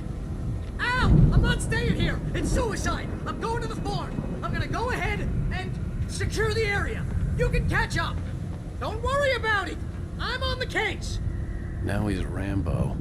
This would turn into a disaster if I didn't catch up with Barry.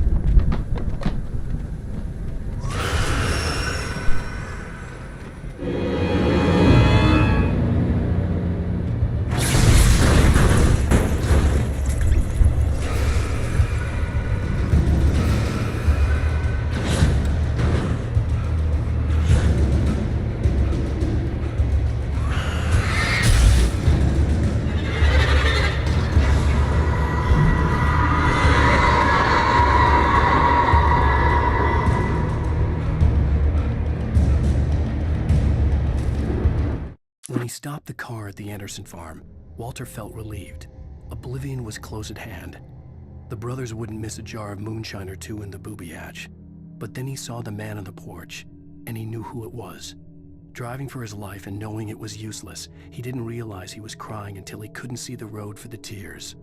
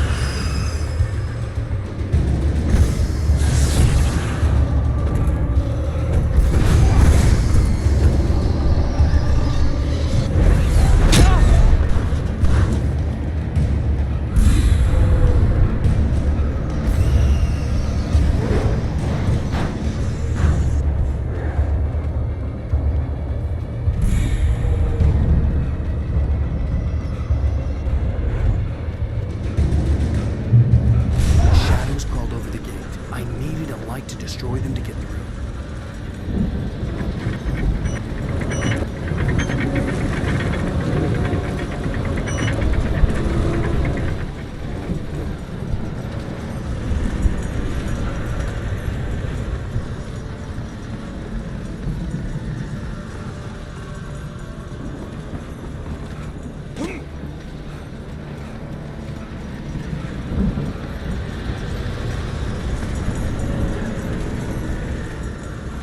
There'd still be a working generator somewhere around here to power up the old lights by the gate.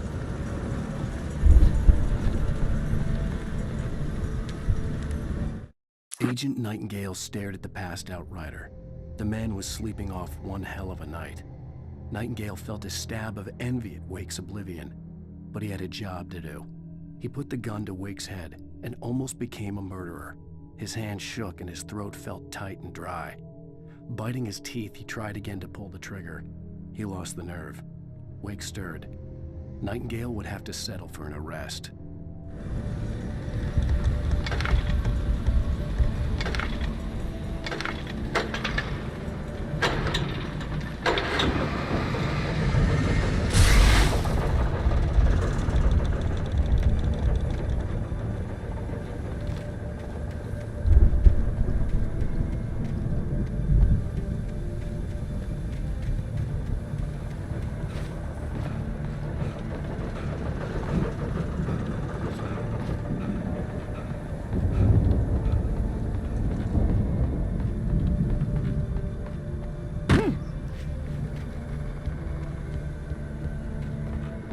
I could sense the movement in the woods ahead. Facing the enemy without a weapon was dangerous, but I had no choice.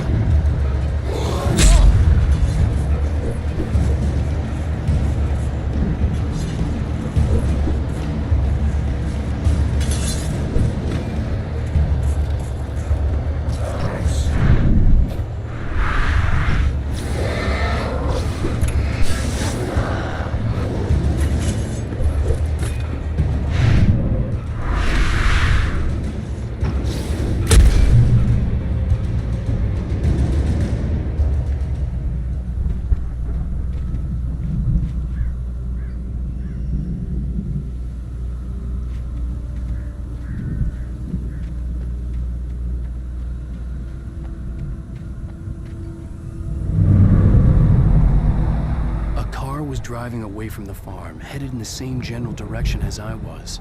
For all I knew, it was Barry, caught in the consequences of leaping before looking.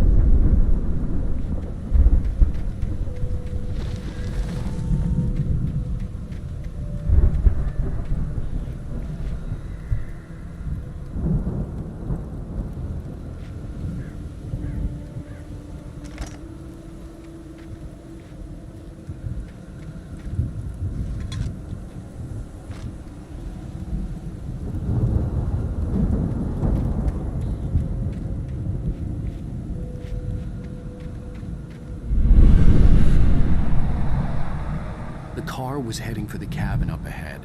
It wasn't far. If it was Barry, I would see the damage soon.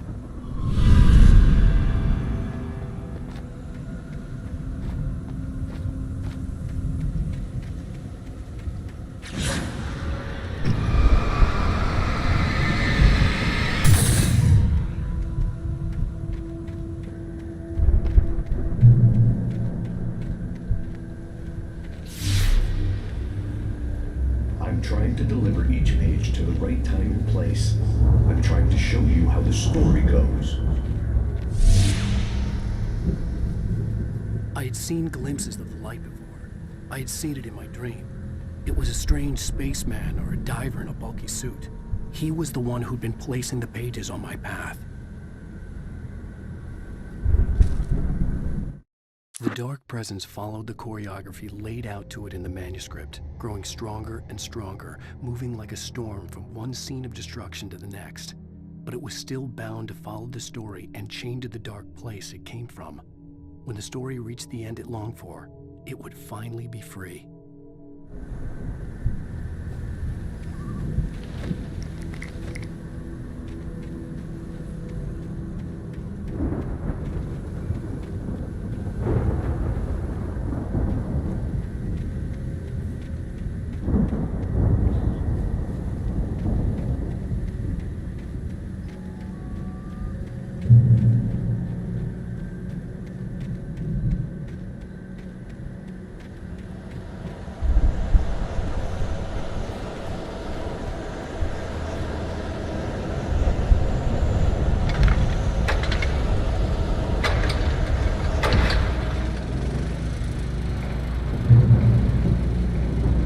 Someone had left a gun behind. Now I had a fighting chance of reaching the farm.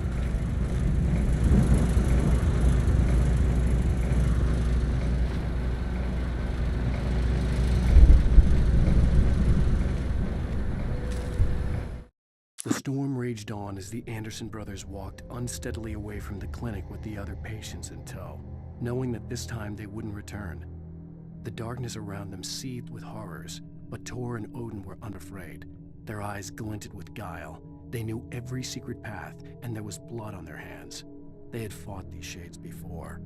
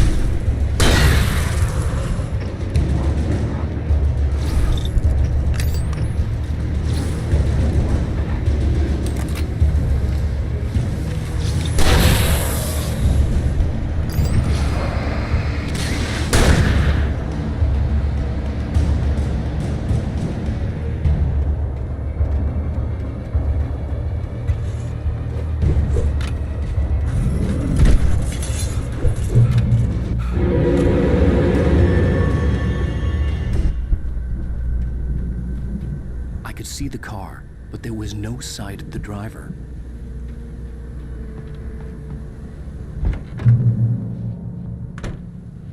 Hello? Anybody here? Barry! No! Danny, you're not! Please! What are you? No! Don't!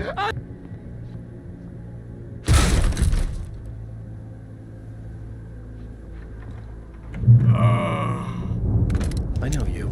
You were in jail the other day. I went to the farm again for the moonshine, you know? It makes you see. They're not gonna miss it. They're in the loony bin. But my buddy, Danny, I lost him. Something's gone wrong with him. It's not him. Like a real bad follow-up to a real good movie. The best friend's suddenly the bad guy. Who wrote this crap anyway?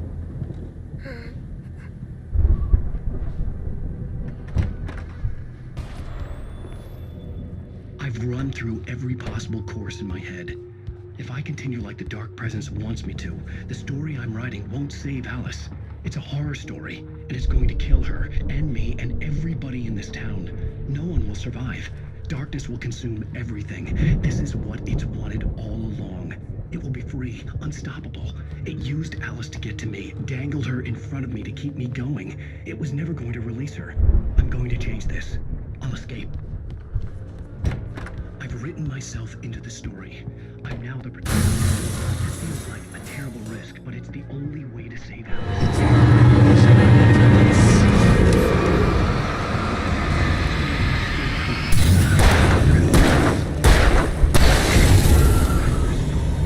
Let me guess. Danny, huh? Succeed or even survive.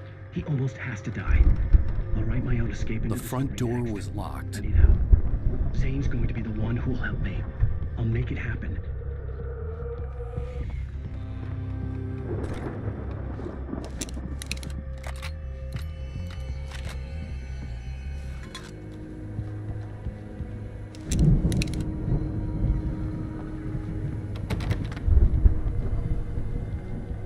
I could climb out through the broken window. The farm was still a good distance away. I'd need a car to get there fast.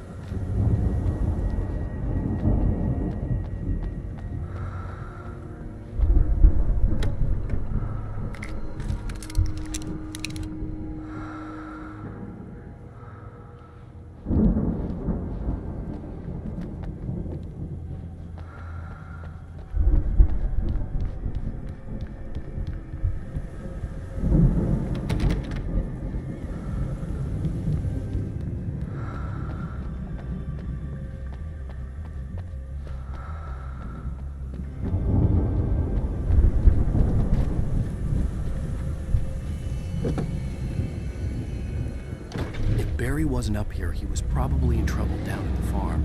For a moment, I felt bad for doubting him. After all, I'd made it this far myself. But Barry was Barry.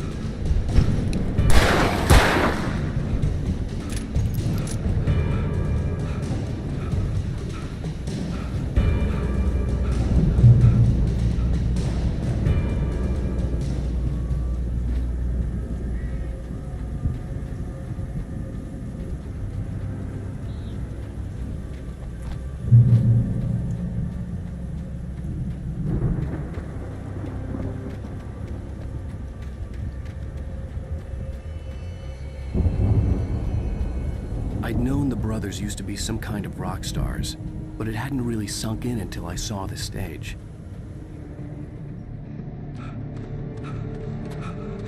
Al! Run! Incoming! There's too many of them!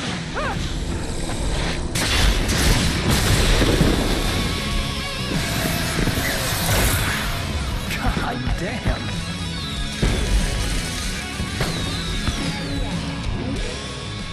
Glad you decided to go it alone, Mr. Thompson. Shut up and shoot! Al! We have to fight them off! I can set off more of the fireworks from here and help you out! Hey, Al! Did you notice there's a lot of animals? This place is stopped! Al! Hold on! I'm trying to get the stage lights on!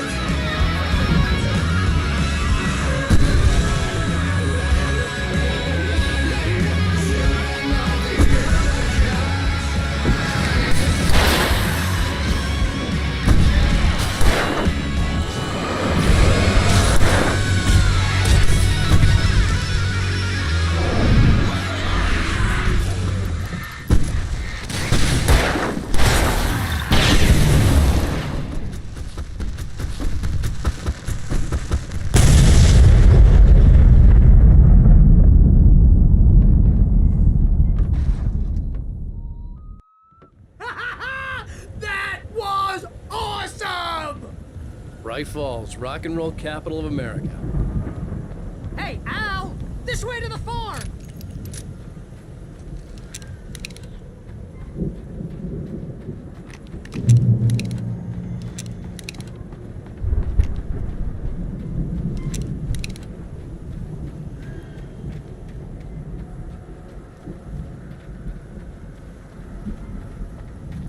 See, bestseller? No reason to worry. Your cutout's good as new, right where I left it. I'll come back for it once we have the place secure. Yeah, that's been my biggest worry all this time. We need to get this thing moved out of the way. This is as far as I got before they ambushed me.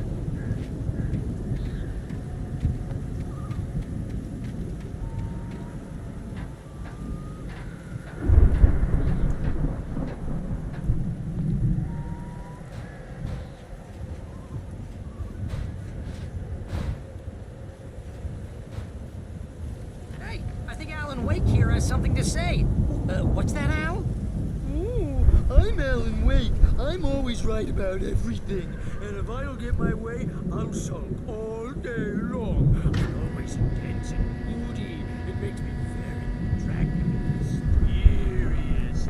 Right now, I'm just standing here because I need my best friend Barry to carry me. But that's okay. I can just take him for granted. I think I see what you did there. Yeah, it was pretty good. You want me to do my imitation of Barry Wheeler? No? Thought so.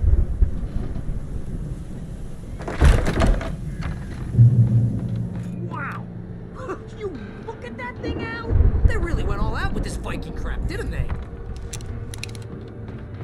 Look at all this stuff. They must have done okay for themselves, so how come I never heard of these guys before? And this from the guy who learned about Ozzy Osbourne through reality TV? Sleep. We all spend Oh, Night Springs! Man! It's that memory. Hey, remember when I got you that gig? Your first real writing job. What got you started? Was this one of your episodes? In Night Springs. Tonight's episode. The Dream of Dreams. That's by someone else. We join Mr. Jones as he explores the endless dreamscape, only to be brought to a sudden stop by a decidedly mundane situation. A long line of people. Hey, Jones, right? Listen, we're gonna have to wait until His Highness over there is good and ready. Oh, wow. Who's that? You don't know him? What are you, new? He's the guy dreaming us. Well, not just us. He dreams everything. All of this. But wait, no. I'm the one who's dreaming. I'm asleep. Isn't this my dream? Oh, yeah. Sure. Get real, pal. You're just another dream. I'm a dream. You're a dream. The weirdo in the diving suit is a dream. And the girl made of smiles and sunshine is definitely a dream. But I'm pretty sure I'm dreaming this. Well, maybe you're a really confused dream. What am I, a shrink? All I know is I'm going with the smart guys. And they say that's the guy doing the dreaming. Right there. I don't know what that means. It means we keep him happy. No sudden falls. We make sure he has his clothes on when he goes out in public. No chases where the monster is nipping at his heels and he runs like crazy, but his legs don't seem to get him anywhere. None of that. Because if he wakes up in a cold sweat... Yeah, precisely. So we wait till he wants to move on. Keep things nice and calm. Hey, something's happening here. Yeah? What's that? What? Can't you hear that? Oh, God help us, it's an alarm clock. Oh, it's you, isn't it? Please, man, I got a wife and kids. Please don't wait.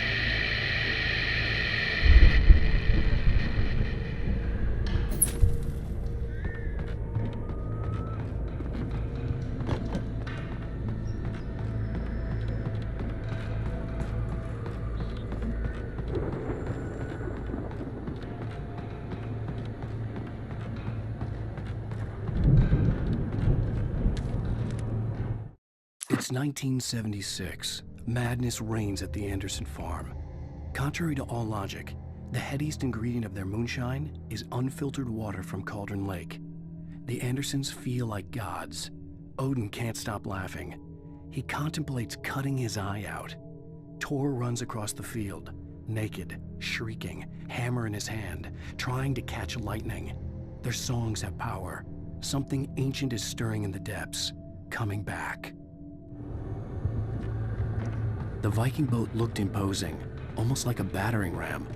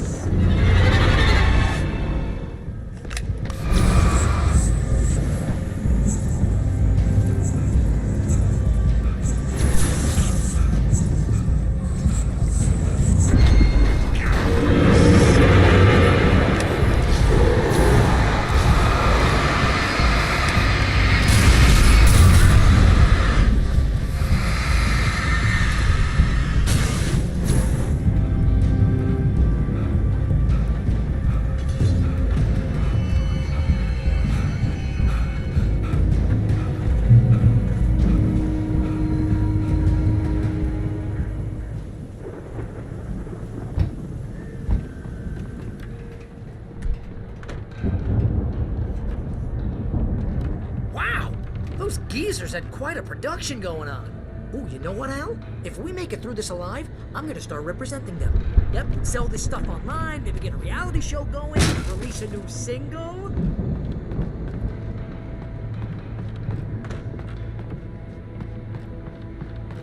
Be careful, Al!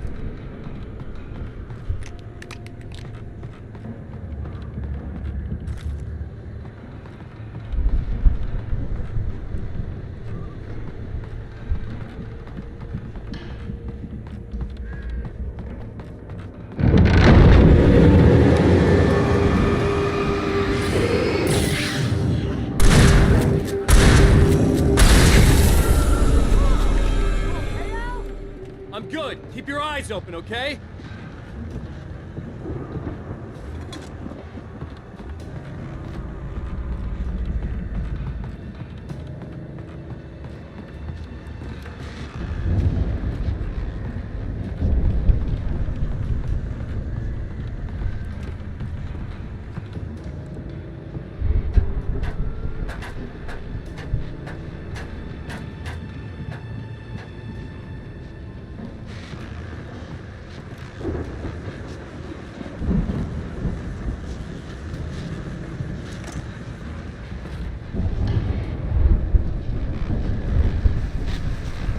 As you regular listeners know, I tend to work through the night, but I'm not the only one.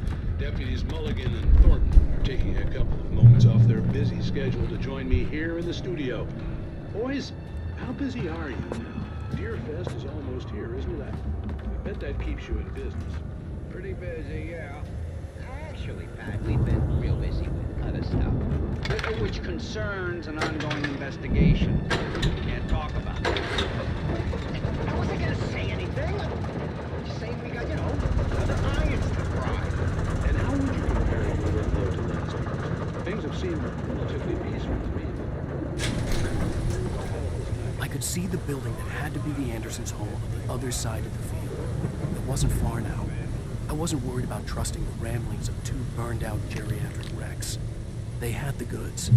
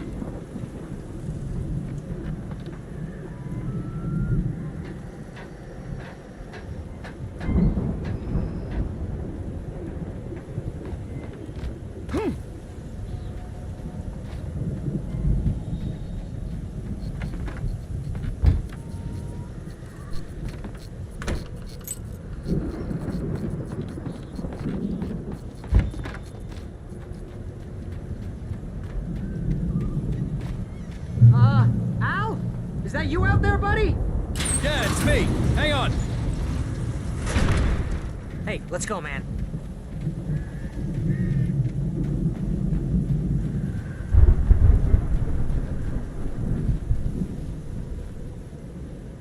we're gonna have to work together to open this gate, Al. Looks pretty heavy. Ah! Hey, I think that's the farm on the other side of the field. We're almost there. This farm is a crazy place for crazy people. We should feel right at home then.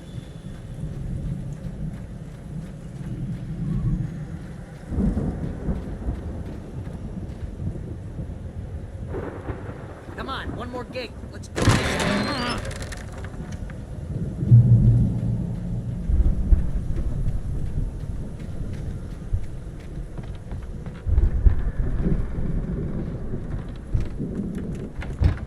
The lights are out. I guess we better check the fuse box.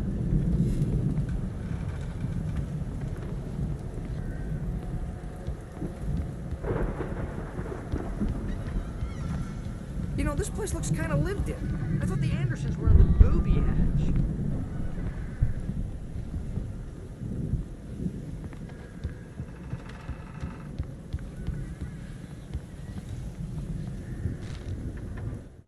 Again, Alice's screams rang in the stillness of the night. I saw myself run toward the cabin, flashlight in my hand. I followed my past self.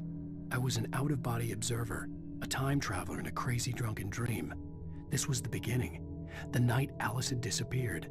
The mystery of what had happened during the missing week was about to reveal itself.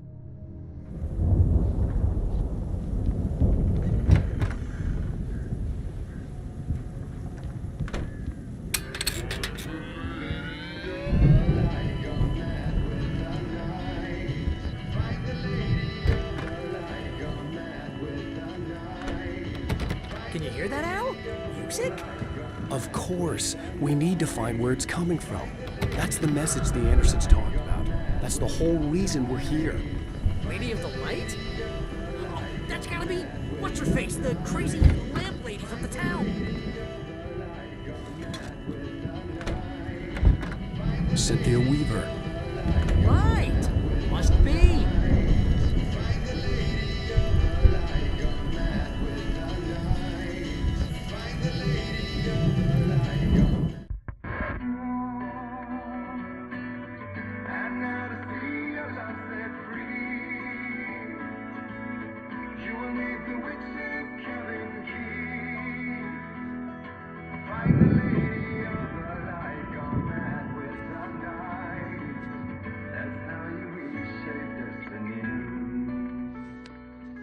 Okay. We need to find Cynthia Weaver. We'll stay here for the night and head back to town as soon as it gets light.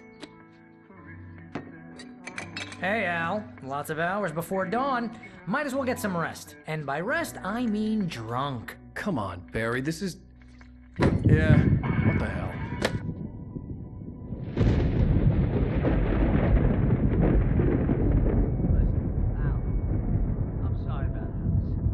Seriously, because I know we don't get along, but we're gonna find her, right? And even though you're a crazy bastard, I'm gonna stick by you, no matter what, ever, Al. Sure, like a brother. I'm a writer, goddammit. Correct. If I just wanted to, I could write 10 books a year. And they'd be the best books that year. No, you couldn't. That's right, I couldn't. But I could, because I'm a writer. What? What do they put in this stuff? I feel like my brain is coming out of my nose. I'm gonna get the recipe off those coots and be a booze millionaire. I just miss her, Barry. I just want her here with me. I know, Al. I know. It's gonna be okay. We're gonna make it okay.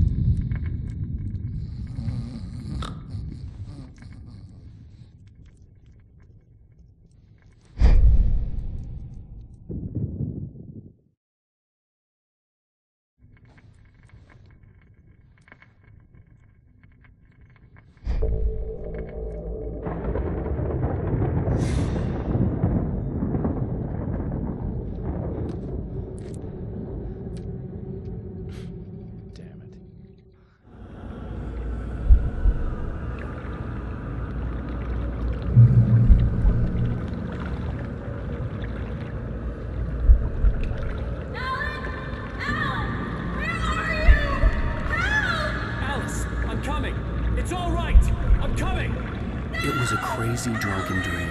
And yet, it was more than that. It was the truth. A suppressed memory unearthed by the Andersons' moonshine. I was there, an out-of-body observer. This was the night Alice and I had arrived at Bright Falls, the night Alice had disappeared. I had a chance to find out what had happened. I remembered being surprised to see the cabin dark. Alice would have never turned the lights off.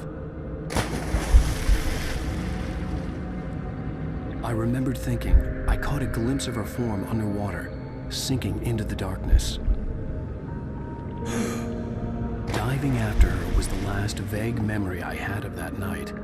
After that, the next thing I could remember was waking up behind the wheel of the crashed car and finding the first pages of the manuscript. Beyond this lost memory, there was nothing. I had to follow the footsteps of my past self to find out what had happened that night. I couldn't find her in all that blackness. I must have thought she drowned.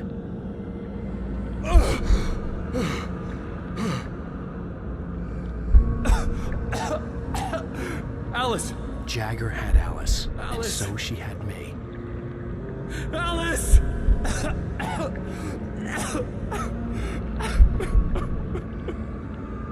I'd been easy prey.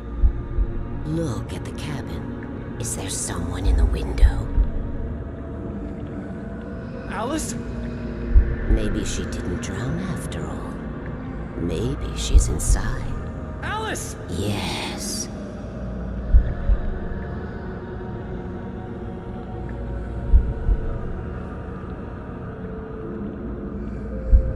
The dark presence had touched me. She had dug her nails into my brain and used me, made me her puppet.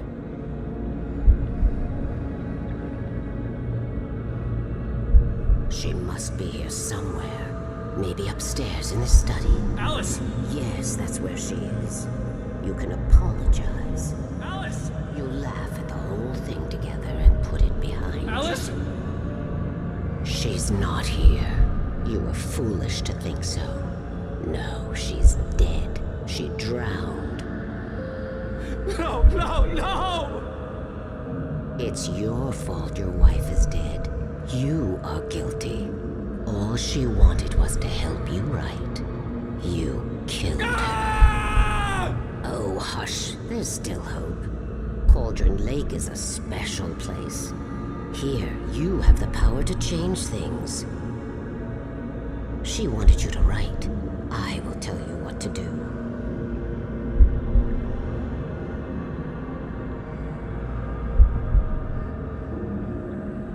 You can write her back. The story will come true, and all will be well again.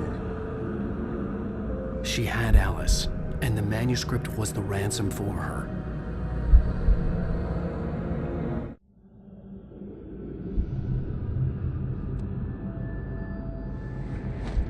Yes. All right. I'll fix it. I'll bring her back.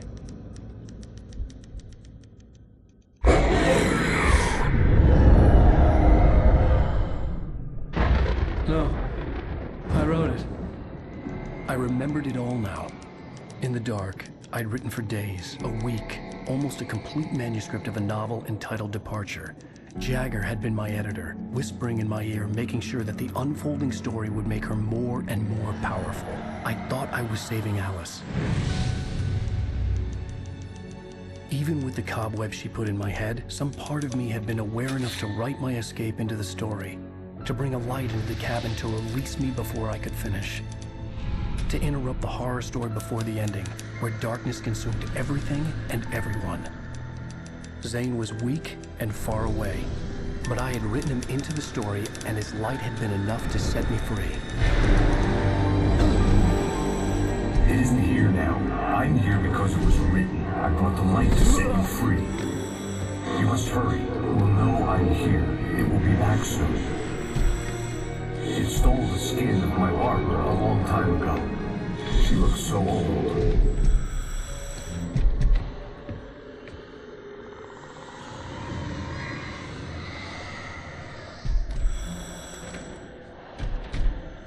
I had woken up, confused and groggy, my mind consumed by darkness and fear. All I could do was to escape.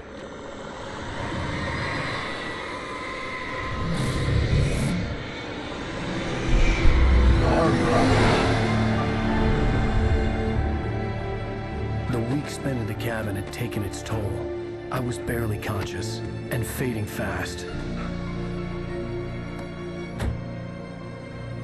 It had to have cost Zane terribly, thrown him even deeper into whatever dark place he now haunted. But he had managed to weaken the dark presence, kept me safe that night.